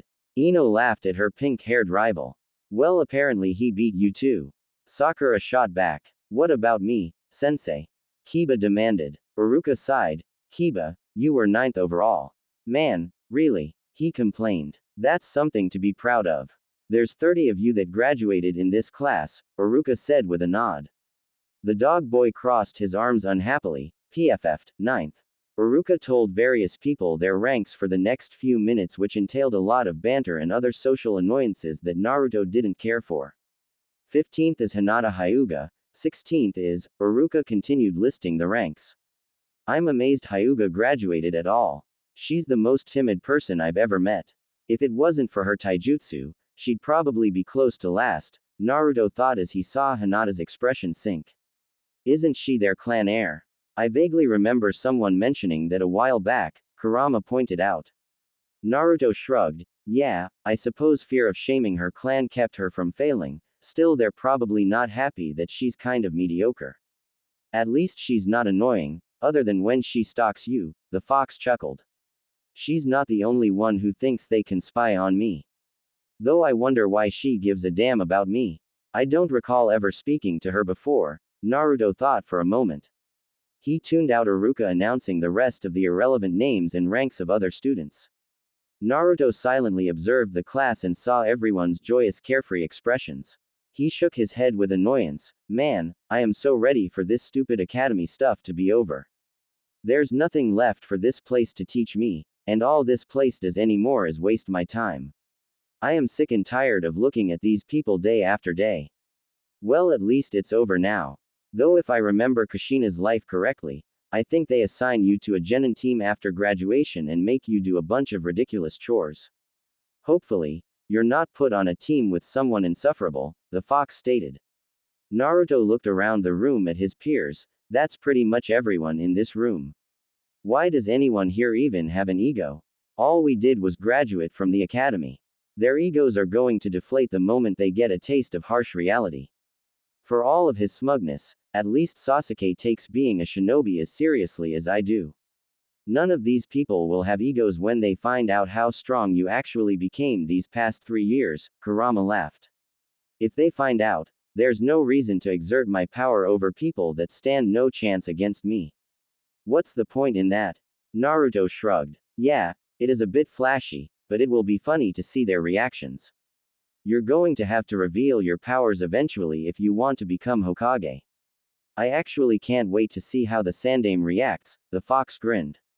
Naruto thought for a moment. Hopefully, he'll understand. I have no idea how people in the village will react when they see me using Mokuton or Flying Raijin.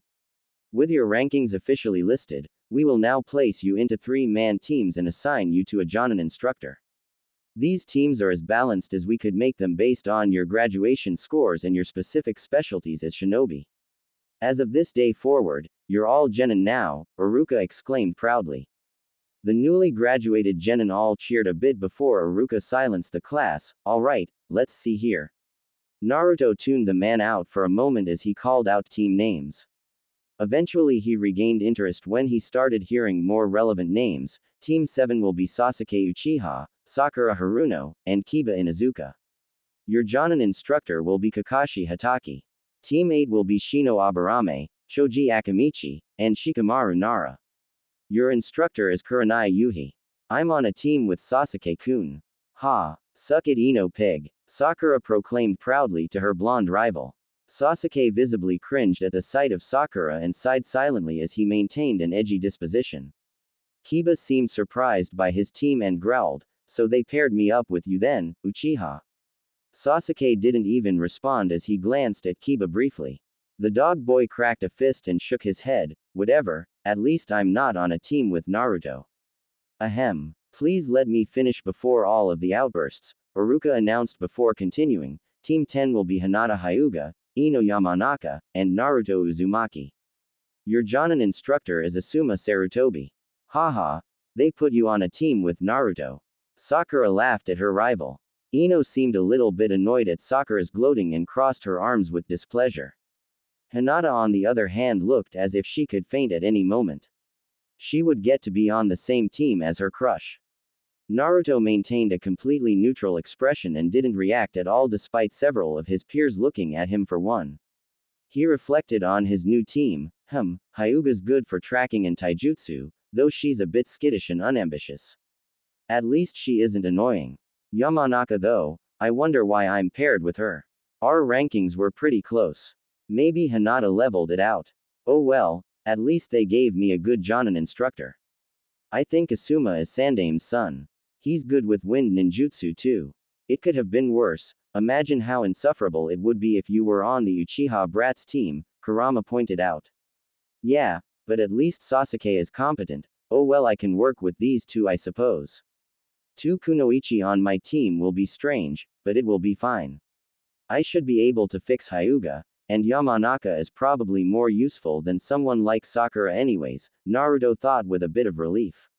He had once admired the pink-haired girl for her perky attitude and cute appearance, but those feelings had long since disappeared in recent years. Naruto's antisocial obsession with training every waking hour had led him to forget she even existed outside of school hours. He didn't find her completely useless as a shinobi due to her intelligence, but she was rather unremarkable to him, and he found her schoolgirl obsession with Sasuke rather annoying. Ino was similar, but Naruto knew that she at least had clan abilities and decent skills at infiltration. Sakura actually did pretty well for someone who doesn't have a clan. Isn't she just from a regular family? She was the highest ranked person here that didn't come from a clan. Naruto pondered. His inner musings were interrupted a moment later when Iruka spoke again. Your Jonin instructors all left me a list of locations they want you to meet them. Naruto once again ignored all of the irrelevant names until Iruka got down the list. Team 7 is to meet on the rooftop of the academy. Team 8 meet in the park.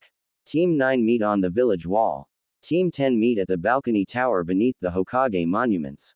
As the teams were announced, they all left towards their various locations. Once Team 10 was called, Naruto got up and made his way for the door. His two new teammates awkwardly followed behind the silent and stoic blonde as he left. Neither one knew what to say as Naruto walked outside. Finally, Ino broke the silence. So are you going to say something or what, Naruto? He looked back at Ino and an extremely timid Hinata. The Hyuga girl looked nervous and Ino was a bit annoyed. Naruto eyed her for a moment. Huh. You. Never mind. I can't believe I'm on a team with you two, Ino sighed dramatically. Naruto ignored her whining as he turned forward again and proceeded to the Hokage monuments. He made sure to go slow enough for his teammates to keep up, and before long they reached their destination. Their Jonin wasn't there yet, unsurprisingly, which left the three genin alone to look over the Hokage monuments from the nearby balcony.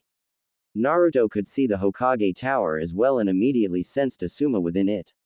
No doubt his new sensei was receiving special instructions by the Sandaime to keep a close eye on him. As he stared at the Hokage tower, Naruto was drawn out of his thoughts by Ino again. Well, if I have to be on this team with you two, then could you at least talk to me? Geez, you guys are boring. Naruto glanced at the blonde girl briefly. What's there to talk about? I doubt we have anything in common. Well, we're both blonde and we are on the same team now, aren't we? Ino said with a scornful glare. The Jinchuriki shrugged. I suppose so.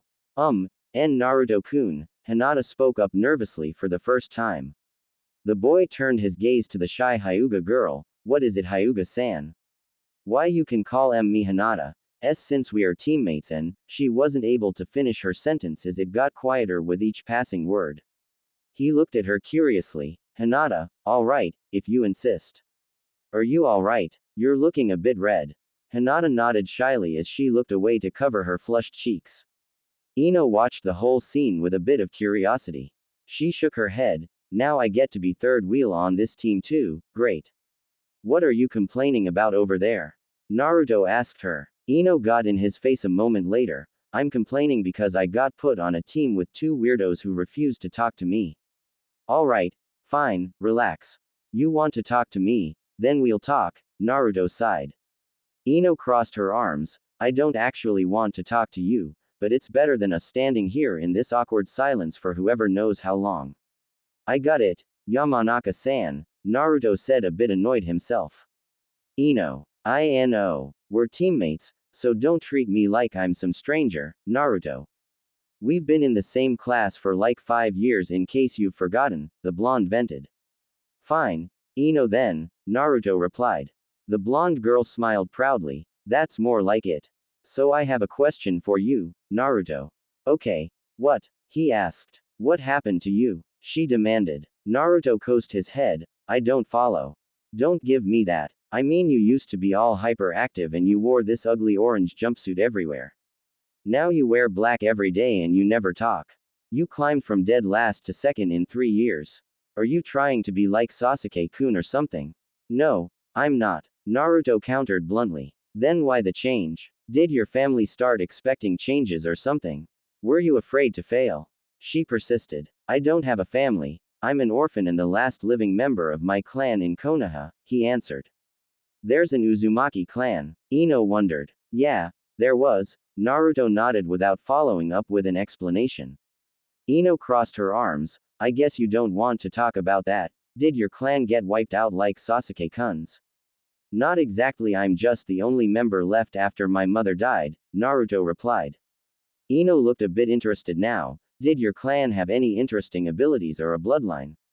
I don't think Naruto-kun wants to talk about this, Hinata interjected. Alright, fine then. So what are you actually capable of doing then, Naruto? I know you've gotten better, but are you actually able to do anything other than what they teach us at the academy? Ino asked. The blonde nodded. I'm a sensory ninja. Asuma sensei is in the Hokage Tower right now talking to the Sandame. What? You're a sensory ninja? Since when? Ino demanded. Since I first became a true shinobi, Naruto framed the truth in a vague way. The blonde girl huffed. Well, I don't sense them and I'm a sensory ninja too, why would they put two on one team? That's a bit redundant. Because they don't know that I'm one, Naruto answered. And Naruto-kun is a sensory type ninja. Hinata stuttered with embarrassment. He glanced at her and nodded. Yeah, and you're not as stealthy as you think you are, Hinata. She went full red as she turned around. The Jinchuriki shook his head. It's okay, Sasuke and Kiba have tried spying on me too. Ino smirked at him. Seriously? Sasuke-kun was trying to spy on you. I don't believe that for a second. You don't have to, and honestly I don't really care what you think of me, Naruto said dismissively as he looked away. Well, you are a bit mysterious. What do you even do after school? Ino wondered. The blonde boy shrugged. Ask Hinata, she might know. The poor Hyuga girl fainted with embarrassment upon hearing those words. Ino looked over at her with a raised brow. So she's been stalking you then? Occasionally, I guess. She usually gets bored of it after an hour or so. She doesn't seem very confident in talking to other people. Maybe she was trying to make sure I was okay or something. Hinata's a nice girl from what I've seen. A bit weird, but hey, aren't we all? Naruto said coolly. Ino gave him an incredulous look. I'm not weird. You keep thinking that, Naruto said distantly. Hinata regained consciousness a moment later. Naruto immediately addressed her when she looked coherent enough. It's okay, Hinata, I can't blame you or anyone for trying to find out why I'm different. Don't stress over it, okay? Why yeah, I'm sorry, Naruto-kun, she replied timidly without making eye contact. Don't be. You're actually pretty good at stealth. I probably wouldn't have ever noticed you if it wasn't for my sensory abilities. Plus, with a Byakugan, you're also ideally suited for our team. We have an ideal team composition for tracking, stealth, and infiltration. Naruto noted. Ino rolled her eyes. I'm still not buying that you're a sensory ninja. You're telling me you can sense our sensei all the way over in the Hokage Tower? How? I can't. Fine. Don't believe me, Naruto shrugged. I'll believe it when I see it. And I want to see it right now, she huffed. Naruto turned towards the street. Test me then. Sense something nearby and ask me what it is. Okay. What's on that corner right there? Ino immediately demanded. A cat. It's black and white and female, Naruto answered. Ino's eyes widened. Lucky guess. What four people are over there in that shop? Chakra nature suggests 2 Chunin and 2 Jonin. All 4 male, Naruto responded. The blonde girl seemed more convinced now. HMPH, maybe you are a sensory ninja then. Though I still don't believe you can sense our sensei. We haven't even met him. I've encountered him a couple of times at the Hokage's tower. Asuma sensei is the Hokage's son. He's one of the few people in the village with a strong affinity to wind chakra nature. He's very distinct, Naruto replied. Ino looked somewhat infuriated as she got a bit closer as she leaned in. So what else can you do then if you're so good at this? I'm good at wind ninjutsu too. Naruto shrugged as he briefly channeled a light amount of chakra over the kunai he was reflexively spinning between his fingers. You can do an elemental nature transformation. Ino perked up surprised. Naruto nodded. Yes, I can.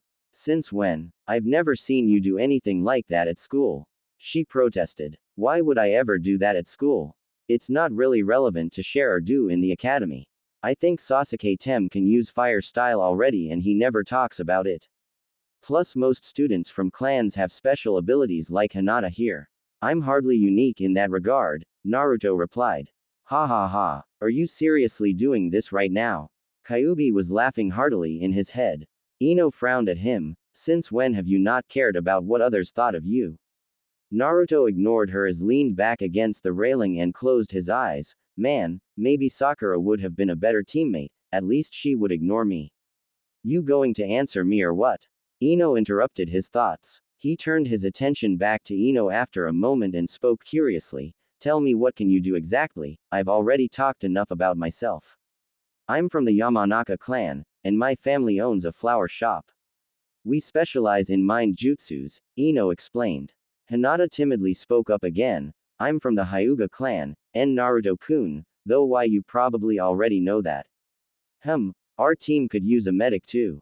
Luckily, we have that covered, Naruto noted as he looked between Hinata and Ino logically.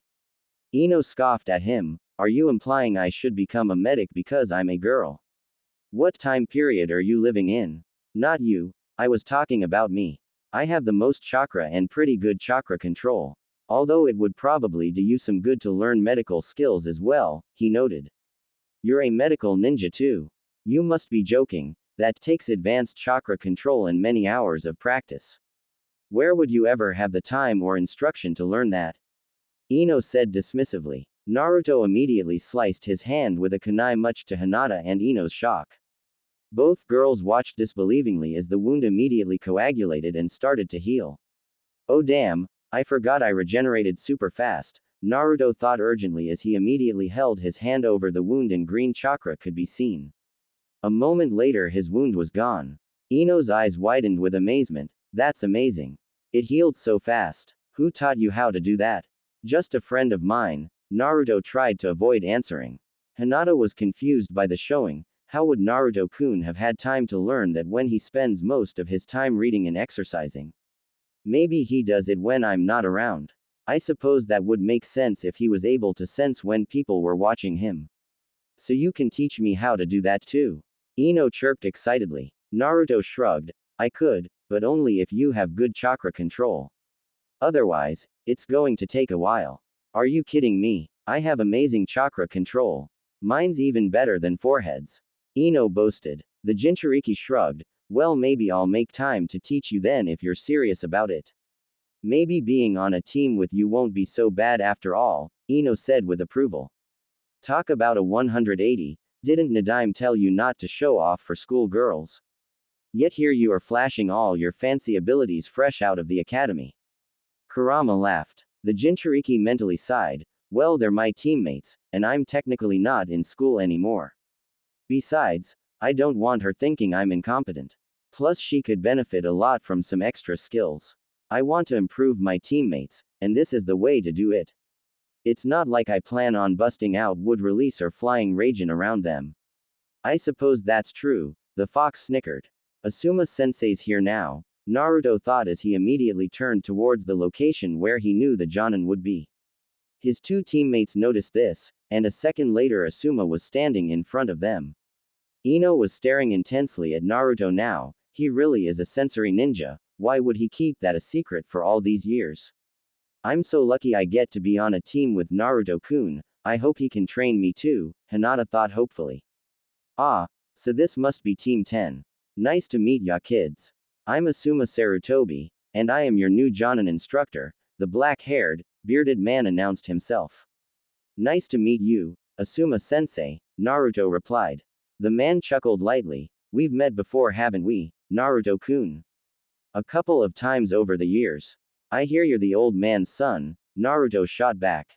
Asuma nodded. Yeah, you're pretty close with my father, aren't you? Look at him acting like he doesn't already know that, Kurama sighed. As far as he knows, I'm a clueless Jinchuriki that Grandpa Hokage wants him to look over. I'm pretty sure Iruka-sensei never mentioned to anyone that I knew about you. Though, I'd wager he might have told the old man, Naruto responded. Nice to meet you, sensei, Ino spoke up with a smile. The Jonin looked over the three new genin for a moment. Alright, I already know Naruto-kun, but who are you two? Ino Yamanaka of the Yamanaka clan, the blonde girl said proudly. Hinata Hyuga, was all the shy girl managed to speak. He nodded casually. Alright, and what are all of your goals? Why did you become shinobi? I'm the Hyuga clan heir, Hinata said skittishly. My dad's a shinobi, and as his only child he encouraged me to follow in his footsteps. If I wasn't a ninja, I'd probably run my family's flower shop. I do rather like floral things as well as nature. I aspire to be the wife of Sasuke Uchiha, and the best kunoichi in Konoha. Ino went into more detail than anyone cared to know. Everyone's gaze turned towards Naruto last. The blonde simply shrugged. my goals have never changed, I still want to become Hokage. I want to honor the legacy of my forefathers. Asuma rose a brow slightly. Is he referring to the Hokages as his forefathers? He looks completely serious about it. I wonder how skilled a person with that type of ambition is. I guess I'll find out soon. Asuma nodded as he looked them over. Alright guys, I don't want to keep you long, so here's your briefing. As new graduates, you have a final test tomorrow where you will be judged as a team by your Jonin instructors. If you fail, you'll go back to the academy for another year. Get some sleep tonight and meet me at Team 10's training grounds tomorrow at 8 a.m. sharp. I look forward to testing your skills. I'll see if you have what it takes to be true genin. Wait, what? Ino spouted, but she never got a response as Asuma disappeared a moment later. She shook her head. We have another test. Seriously? You? And here I thought I could finally relax now that I'm an actual shinobi. Now that we're actual shinobi, we should work even harder. The only easy day was yesterday, Ino, Naruto said dismissively. She crossed her arms with displeasure, and here my parents threw me a party and everything, how am I supposed to celebrate knowing I have another test tomorrow? Well, I'll see you two tomorrow then, Naruto waved as he leapt onto the balcony railing. Wait. I wasn't done. Ino never got to finish speaking as Naruto disappeared into the distance a moment later. Talking to you, Ino finished the sentence to herself. She briefly glanced over at Hinata and sighed, well, see you tomorrow I guess. Good night Ino-san, Hinata replied respectfully as the blonde girl left. Senju Grove. As Naruto returned to his usual incognito sanctuary, he noticed Tobirama's ethereal form sitting down looking off into the distance. He approached silently and walked up next to his sensei. The white-haired man turned to face Naruto with a stern look. How did your graduation go? It was fine, a bit boring, but they gave us our headbands. I'm surprised you didn't come to see it, honestly, Naruto responded casually. The man stood up a moment later as he fixed his gaze on Naruto. He looked at the Hite-8 on the boy's forehead. It's not really a celebration, but I'm sure you know that already. Today marks the day you are a true Konoha shinobi. Do you understand what that means? It means the village's protection is now my sworn duty, and that I will one day have to give my life to defend it if necessary, Naruto answered stoically. Tobirama nodded. Good, it's been 3 years since we first met. In that time, I have taught you all that could about what it means to be a true shinobi. You must always remain vigilant, and you must always train hard. War could strike when you least expect it, and anyone could kill you if you're careless. Even Hashirama and I died in battle, Naruto. It only gets harder from here. The only easy day was yesterday, right?